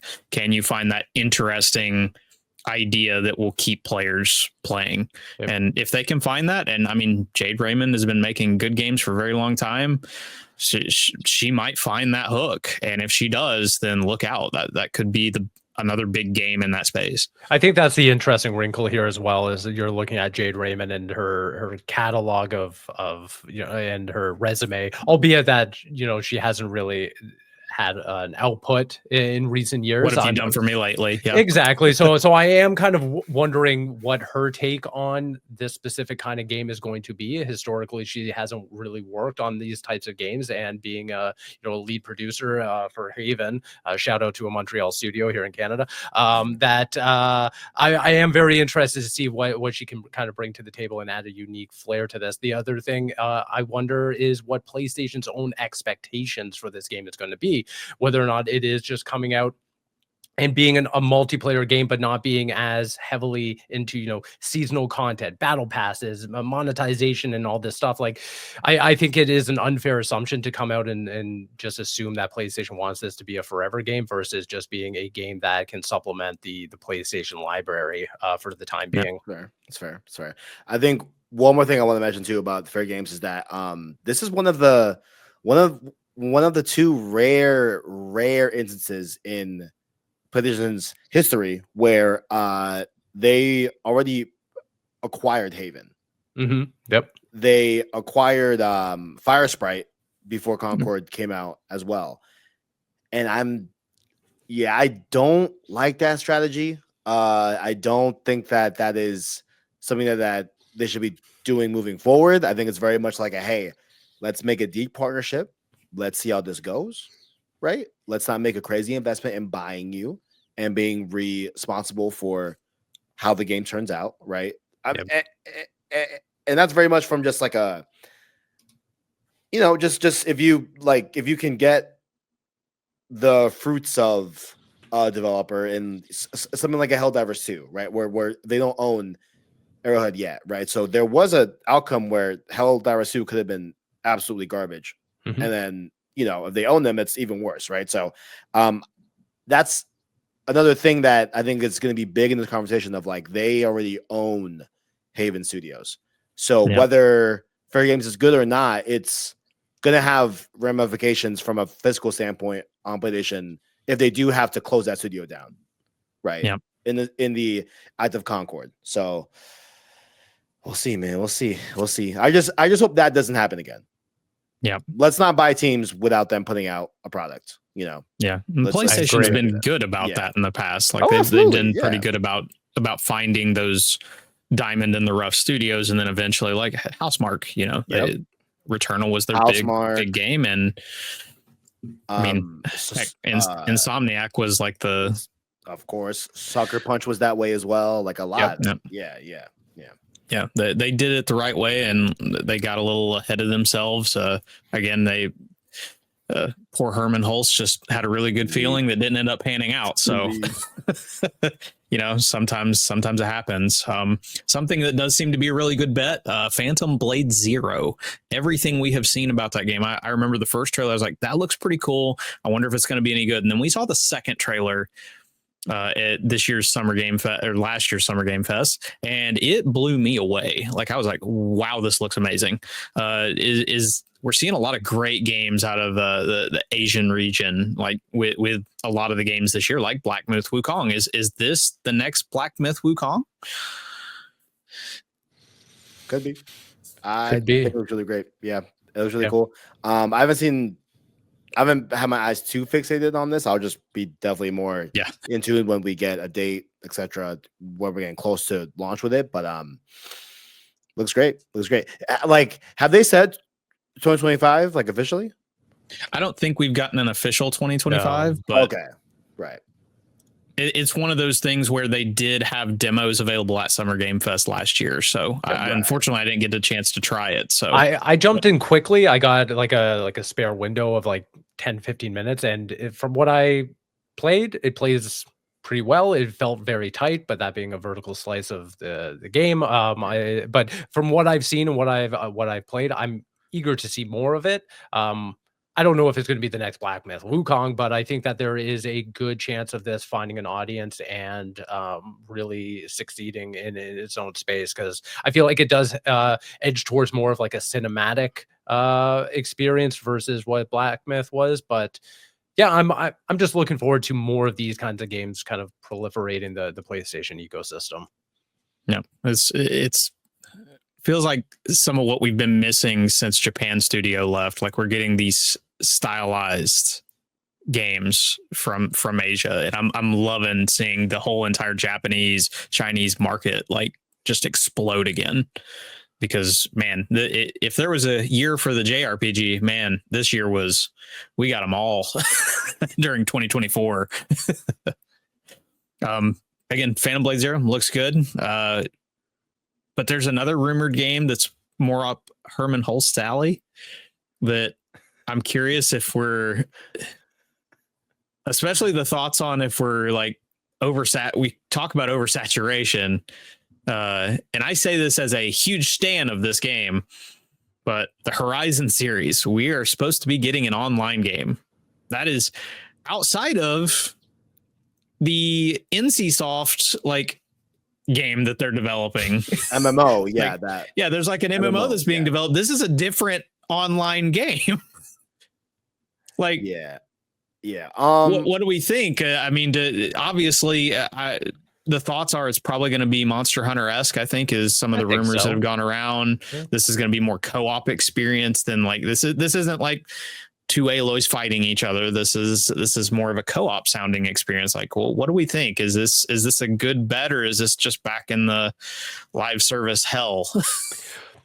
Listen, I'm going to say this, and I can't wait for this game to come out, because that means we're either going to get an Elden Ring or another Zelda come out around the same window, and I'm going to be stoked. But in all seriousness, I really like Horizon, albeit I didn't like Lego Horizon Adventures. But for core Horizon games, I'm pretty bullish on them being very good games.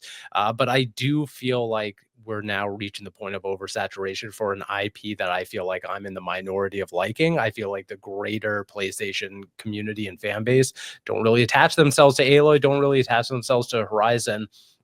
For whatever reason, it's there could be many reasons, but to come out with a online game of a IP that doesn't really have that big of an attach rate in terms of fandom, I feel like it's very weird, and I just don't know if I'm going to have the best success in orchestrating a group to jump in with me. Because if this game comes out and it is a Monster Hunter type game, well, guess what's coming out this year?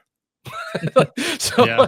I mean, like it's just going to be I feel like a very hard sell for PlayStation to come out and try and sell people on this, which is unfortunate, because I do like Horizon. I like the world we exist in while I play Horizon. But that's a narrative game, and maybe they come out and surprise me and come out and deliver a wicked concept for a game that I'm just not even able to really like fathom right now. I really don't know. Do you think they've attached themselves too much to the overall sales numbers, the unit numbers? Because it's obvious. It's like what, 30 something thousand unit sales at this point, or 30 million, should I say? Unit sales. 32 million for the whole franchise. Yeah. So for 1 and 2. Yeah. But no, I mean, like, I think I'm a little more high on this Horizon game. You know what I'm saying? Like, I can kind of, because like if they're bringing in narrative aspects of the end of the second game, which I won't spoil, right? But like there's a mounting presence that is happening in the third game that we'll see what happens. And I made like some, like, just from my standpoint, like it seems like the larger society of Horizon will have to learn different elements of what Aloy can do, right? So I think having this online mode with multiple different people filling in that kind of space in between 2 and 3, I think is where they're gonna go with it from like a narrative standpoint. Yeah, like to kind of like almost like training more for people what's coming for this incoming Doom. That's you know what I'm saying, and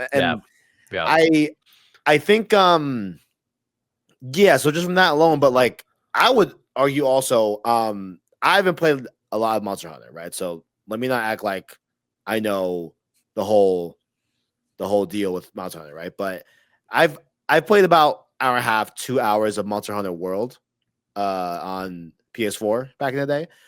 And there's something about that gameplay that I think is slow. I think it's sluggish. I don't think it feels great. I think that has been said from like a lot of different people as well. So I feel a little bit confident in saying that might still be a trend that still sticks with that series, right? Which, to its credit, a lot of people love that series in spite of that. You know what I'm saying? So I'm not necessarily saying like it's bad because of that, right? But no one has said that about Horizon gameplay, right? So to be able to, I think have a bit of a like Monster Hunter setup where you're doing these big hunts with a group of your friends and you're having to track these big machines. Maybe you're having to, kit out certain different weapons and different traps and different things and different roles for people within like a hunting squad to go out and get this resource from this machine, right? Like, I think that's a really cool setup. I think it could be really, really interesting, right? I know we got, I forget if it was like a leaked concept art or like leaked footage. I forgot what it was, but I know there was talk of, there being like a lower kind of a lower graphical looking presentation to some of the leak stuff that we got from this. Almost like a Fortnite-esque. Yeah. Which I'm kind of iffy about. I'm not sure if, I don't know how that's going to go. We'll see, we'll see. But I just have pretty, it feels like a visual design made specifically because they want to target that specific audience. Perhaps, yeah. Or maybe it could simply be just like, hey, we cannot make Forbidden West look like, I mean, we can't make this game look like Forbidden West in an online standpoint where we have multiple, things like that could very well be the case. I don't really know, but I would hope when you're dependent on a server, it does make a couple of changes to how you have to design something. Yeah. So, and again, like I don't kind of know the whole rigmarole on that, but I'm a little more high on this, and I actually do think that we're gonna hear about this game this year. I bet. I think if it's actually gonna come to pass and we're really gonna do this game, I think this year's the year to do it. At least to announce it and present it and show it. You know what I'm saying? But I'm a little high on it. It's another game that I'm all about the series, so I'll end up in there. Hell yeah. I'll end up in there. And also, I mean, PlayStation had to beat Tencent to get this game out of the door because Tencent is gunning to get their little rip-off game out there. So I forgot. That's crazy. That's always funny seeing that stuff. That's crazy. That's such a wild thing to go in and be like, oh, one of our core investors are making this game. Yeah, let's do it. Let's make our own. Yeah, it's kind of wild. That's nuts. Yep. Yeah, that one's that's the whole thing. It's interesting. And I mean, in the end, it's not like this team doesn't know how to do online because they brought in, what was it? One of the leads from Rainbow Six. And I'm pretty sure that if that's the case, it's probably this studio that's making it. And then they made Killzone. So they know how to make an online game. So we'll see. It'll be very interesting to see how that one ends up shaping up, especially since I said it's not the MMO. That's probably the thing that blew most of our minds most of when we saw that news was, wait, this is another one? Yeah. I do think one of these, I don't think it'll be this game because we got content art leaked from it, but I do think one of these games would be wise to cover the enduring victory operation within the Horizon story, right? Like before the collapse of the entire Earth, you know what I'm saying? Like that would be having that like massive war with the military and the early on machines and such. I actually wondered if that was going to be what they were going to do when they talked about some different stuff. I was like, I could see I hope that happens someday. I could see, that'd be sick. because everybody was asking for SOCOM, and I was like, well, it could be more of this. I would call it Enduring Victory. Yeah, literally just call it that. Oh, yes, sir. You'd stick Horizon Enduring Victory. Yeah. That I actually like the sound of that. That's a good name. That's the fire name. Really good. That's what I'm saying. There you go. Sony, call Kev up. He got a name for you. You better go trademark that real quick. We get some of the Killzone roots in there. You know what I'm saying? Not obviously not exactly Killzone, but you know what I'm saying. We get some of that first person shooter in there. Definitely. Oh yeah, sounds good. Definitely. So overall, obviously we've just gone over recapping what happened in 2024, looking ahead to 2025. Sony's, they will march at the beat of their own drum. We have no idea when the state of play is about to hit. We don't know none of this stuff. Yeah. But what do you expect from PlayStation in 2025? Just your succinct thoughts on what you expect. Kevin, I'll let you lead us off on this one. Yeah, it's been difficult to speak about this company. And you know what I'm saying? And like in more recent years, like I kind of miss the PS4 era of like, hey, we knew every first party game was going to get a dedicated to the play. That was like 18 to 30 minutes long sometimes. And we're going to be able to, see a lot of gameplay. It's just not that predictable anymore.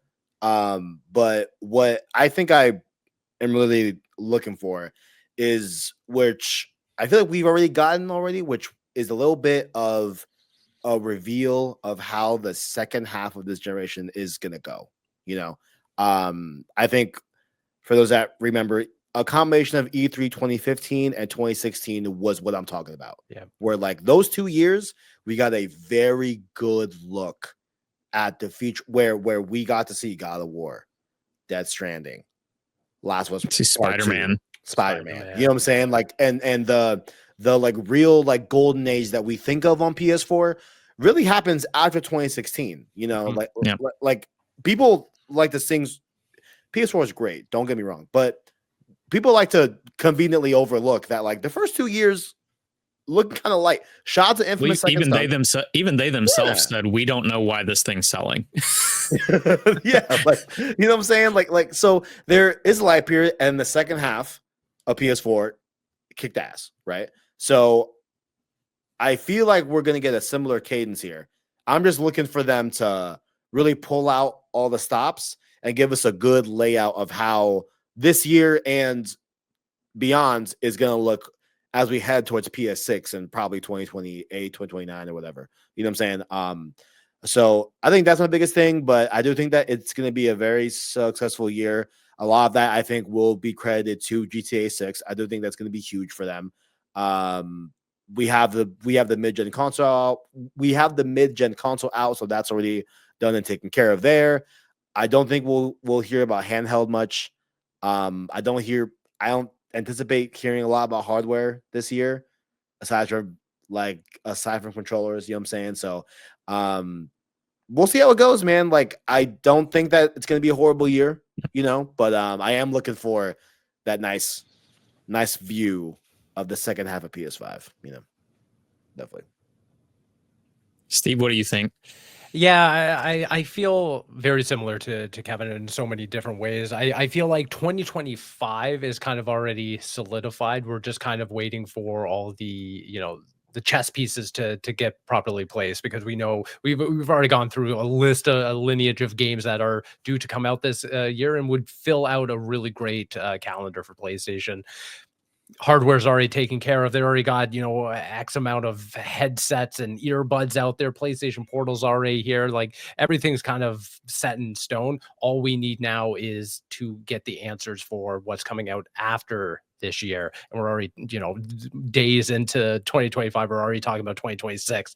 But that's true. Like, what is Ben working on? Where is Uncharted at this point? Because we saw that little flash, and I'm waiting for an answer for that. What's Medium Molecule doing? Like, what are all these smaller studios? I mean, like, to say that on Naughty Dog or Sony Santa Monica are going to be announcing their games. We already got Intergalactic. I mean, like, that was kind of a an obvious one, but I want to know about like these lesser known quantities and to know what they're working on. When can we kind of expect them? Because I'm very eager to know what the second half of PlayStation 5 is going to be, especially if we're looking at Insomniac and stuff like that, because I think that's going to be very exciting, is getting back to a cadence of first party really dominating the space rather than year after year kind of this hodgepodge of a couple blips here of really great first party entries and then a lot of third party partnerships, secondary partnerships, which is great and all, but going back to the top of this whole conversation,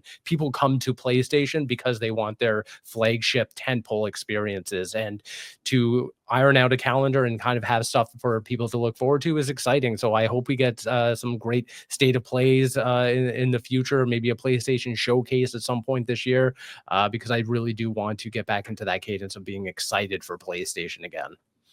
Yeah. And I agree completely with you both. I think that this year is the year that PlayStation finally does get that roadmap into place, mainly because I think they've already been able to watch as some of this stuff fell by the wayside. They've been able to take care of some of this internal studio issues. Like, I mean, the Insomniac leak was a big pain in the butt for them because it revealed even more than just Insomniac. There was actual financial information for employees that was out there, which is horrendous. You've had all these studios that started live service things and then probably stopped live service things. Like we already have one example in Last of Us Online. Factions. I mean, a lot of these teams had to kind of restart what they were doing to a degree or move on to the next project. And we're finally at that point where it's like, it's been so many years since certain teams have dropped a project. Yep. Games are more expensive and take longer to make, but we are at least at the point where some of these games have to start being announced. Like, that's really what it boils down to. You went a whole year and a half, 2 years without a showcase, a real showcase that wasn't a state of play. Like, it's time that we start seeing. People forget how many of PlayStation studios have multiple teams. So there's some of these teams that have been languishing. I mean, Intergalactic, like everybody thought that was Cory Barlog's game when the title was brought up. Yeah. A lot of us thought that was what it was. And turns out it's Insomniac or not Insomniac, but Naughty Dog had been hiding away, just plugging away at their next game. And I mean, we've got actual in-engine footage.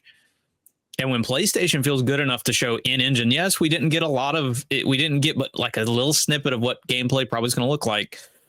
But to me, that shows a company that's very confident that, okay, we can show this off at the Game Awards because we got a lot more to show in the year that's coming. So I fully expect like 2025. That's one of the reasons I think Ghost of Yōtei is so locked into 2025, because when we start getting to 2026, when we start getting to 2027, like they've got too much already in the pipeline ready to go. Like they've got too much there. And one other thing I wanted to throw out here, and this is coming right out of CES, is everything. I was going to mention. Okay, great. I want off the feng shui. I was like, why don't we? Why don't we talk about it? Because I think this is exciting. I mean, it's like, cool I mean, we're talking about it just as Sony had their little keynote during CES, but I mean, Helldivers is now becoming a movie from Sony Pictures. Ghost of Tsushima, such a good choice. It's going to be an anime from Crunchyroll. And then Columbia Pictures and PlayStation Productions partnering for Horizon Zero Dawn. We're talking about oversaturation, baby. Herman Hulst is smiling right now. Yep. So I bet that's the remnants of the Netflix series. It has to be canceled. Yeah, it has to be. I bet.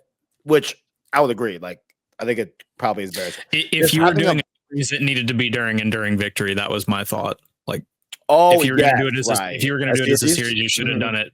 You should have done it as a beforehand. A movie can do the game, but the series needed to be the other. Wasn't the series going to be that?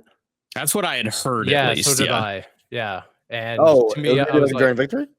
I think even before that, leading into during Victory. Like, that's what I predicted, and then we even started hearing about it. So I did not know that. Okay, cool. But it does seem like now that they've kind of scrapped that and are just doing a major motion picture. I'm very happy with that. I've been calling for Florence Pugh to be my Aloy. So let's see what happens. Is that like like it or not, like, you know, I know a lot of people don't like Horizon. I don't really get how you don't like it. To be I don't honest, get it. man. I don't Like, get it. I think it's some of the most interesting stuff, especially the second game. I think it's some of the most interesting sci-fi and like stories that are whole like just the yeah, sci-fi bro. story It's itself is just so expert. awesome, man. Yeah. So So I'm it's gonna excited make to a see- great movie. Exactly. Yeah. I'm very excited to see like how Can you modern- imagine the first time you're sitting in that theater and the Thunderjaws just walks onto the screen? Oh, dude, But that's what I mean. go. Like, you Yeah, need IMAX. the kind of budget for that. IMAX. That's Yeah. not something Netflix can really pull off. Exactly. So I'm so Yeah. happy to hear that they've It's a lot pivoted. better. Good choice of a team up with Columbia.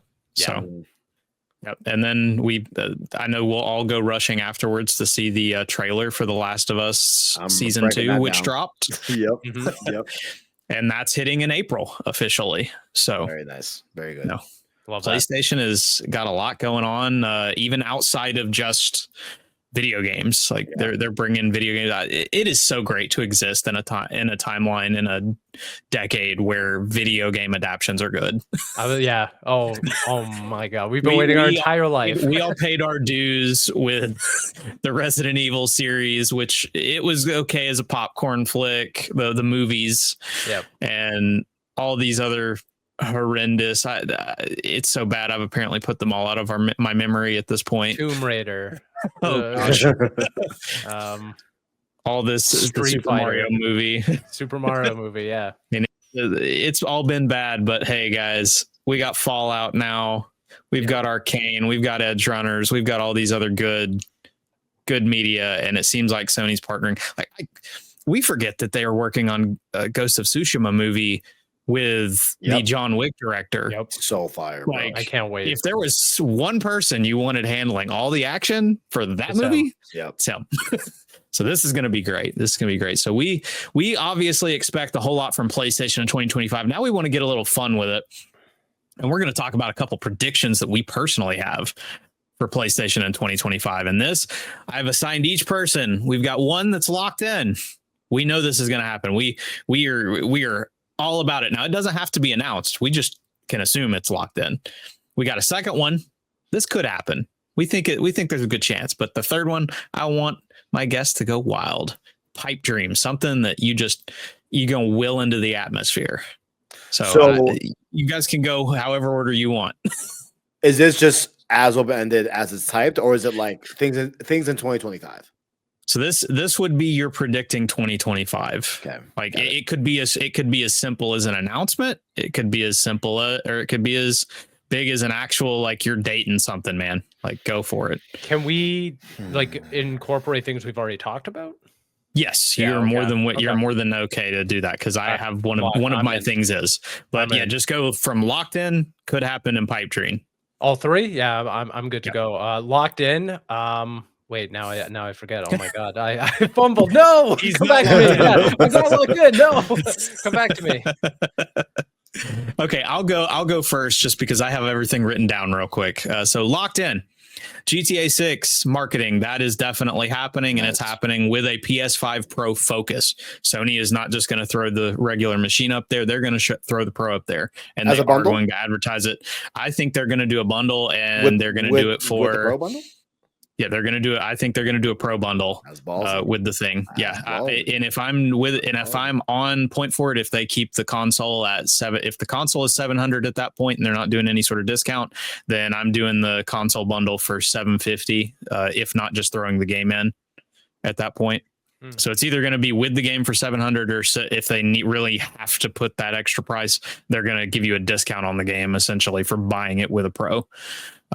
Second part of my locked in. I think the Days Gone remaster is real, and I think they're going to drop it this year because I think I mentioned this on the Xbox side, but remasters can kind of drop whenever they want. They aren't something that most people it'll interfere with any other video games, so it can kind of release on its own schedule. Yeah. Could happen. I think Wolverine does get a date, and it's for late 2025. Think they're going to surprise us with it. Really? I think they rejiggered a couple things and they've been too quiet. They've been heads down, getting to work. So they're ready to go ahead and put out their game. And then my pipe dream. This is This is a fun one. I think you PlayStation people are going to appreciate this one.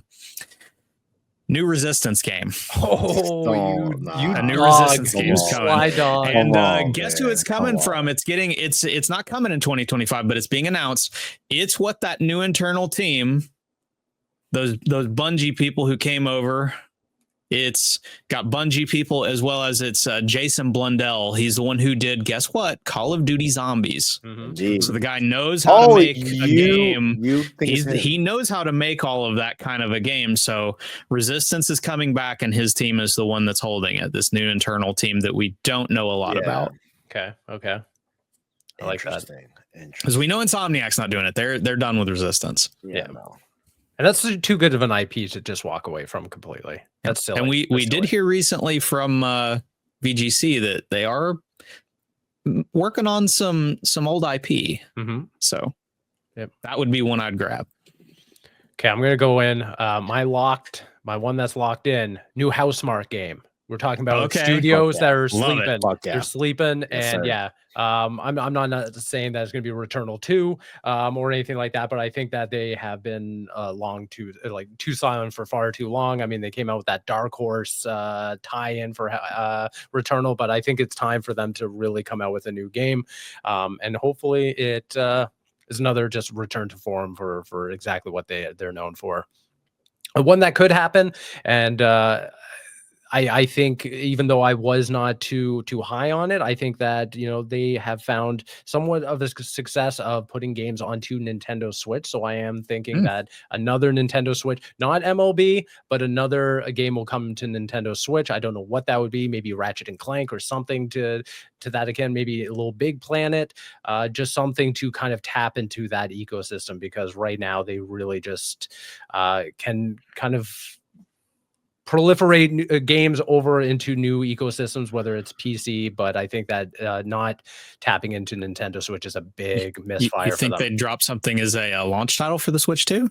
I don't think so, unless it's something as curated as, say, Lego Horizons. But I don't know if it would be something like a super like tentpole or a super marquee. When I look at whatever's coming out in the near future, I don't particularly see anything that would be of interest for them to put onto Nintendo Switch. I think that they might go into their backlog and say, well, how can we restructure a game? Maybe it's a Switch 2 game, like Ratchet and Clank. I think that Rift Apart, I think that would be a great game to get onto Switch 2 if they're able to really utilize that hardware.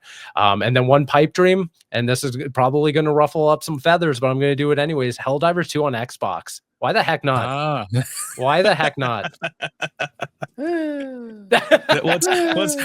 What's funny is I'm pretty sure that was at least one. I think that was one of the pipe dreams one of my Xbox people said. Oh, no way! Helldivers on Xbox. So I've had two of them. Yeah, I mean, like it makes sense. It could happen, and cool. I feel like, especially if we look at maybe towards the long tail of 2025, that becomes a point where PlayStation looks at the player base, maybe looks at the revenue that they're getting from the game at that point, and really the future of what Helldivers could be, and maybe it does become a conversation of, well, we've tapped the market on PlayStation, we've tapped the market on PC.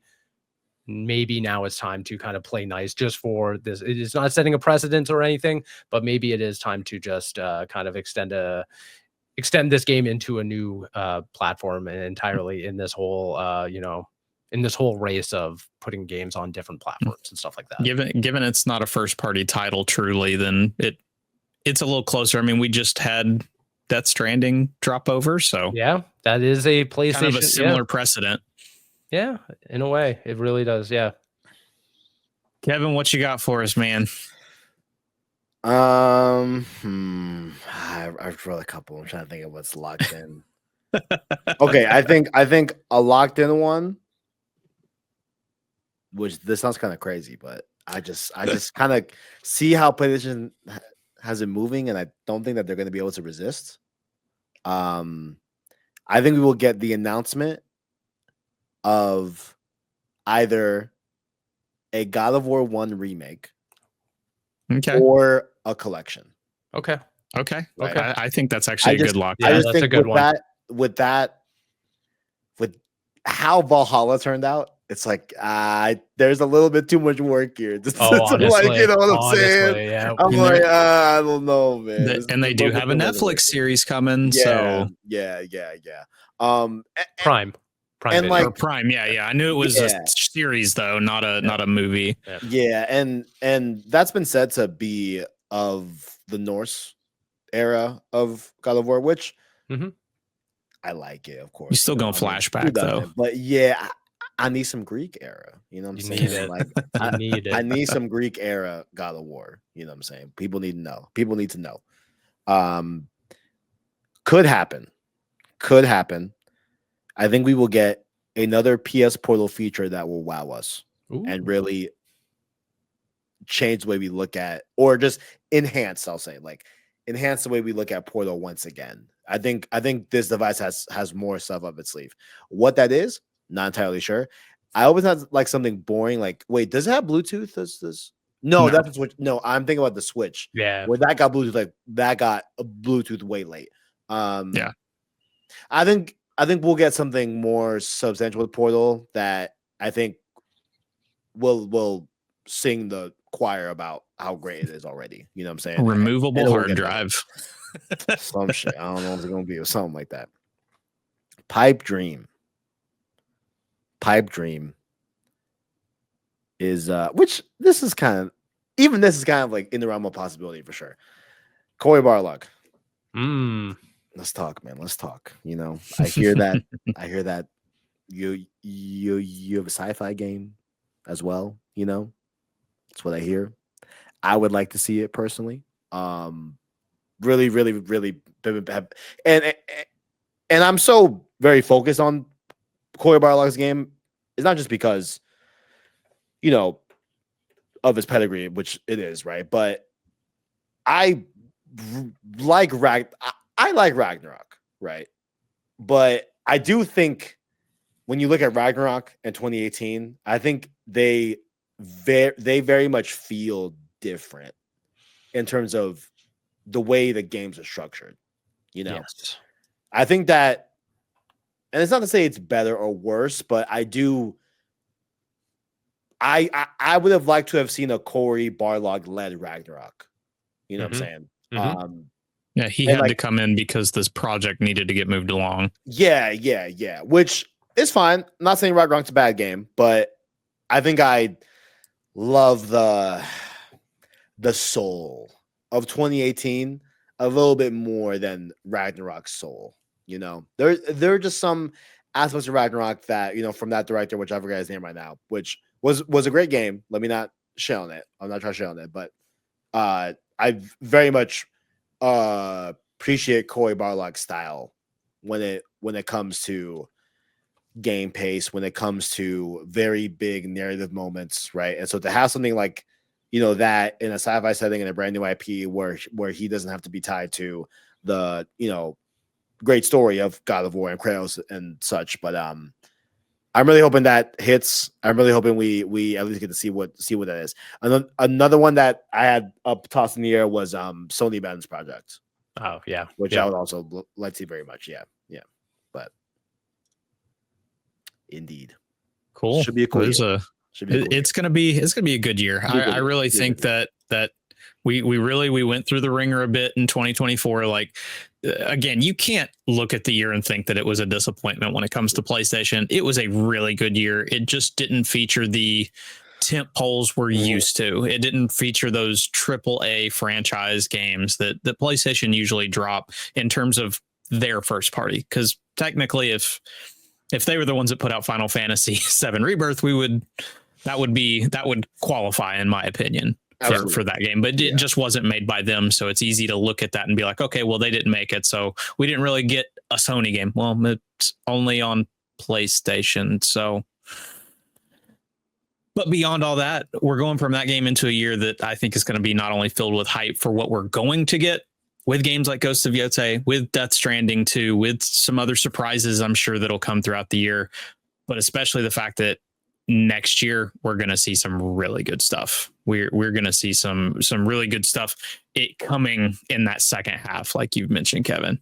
So that is us talking about the state of PlayStation in 2025. Really hope that everyone that has been watching enjoys our discussion, and we would like to know what you think. What are your expectations for PlayStation in 2025? What predictions do you have for 2025? Drop those in the comments below. We appreciate you watching.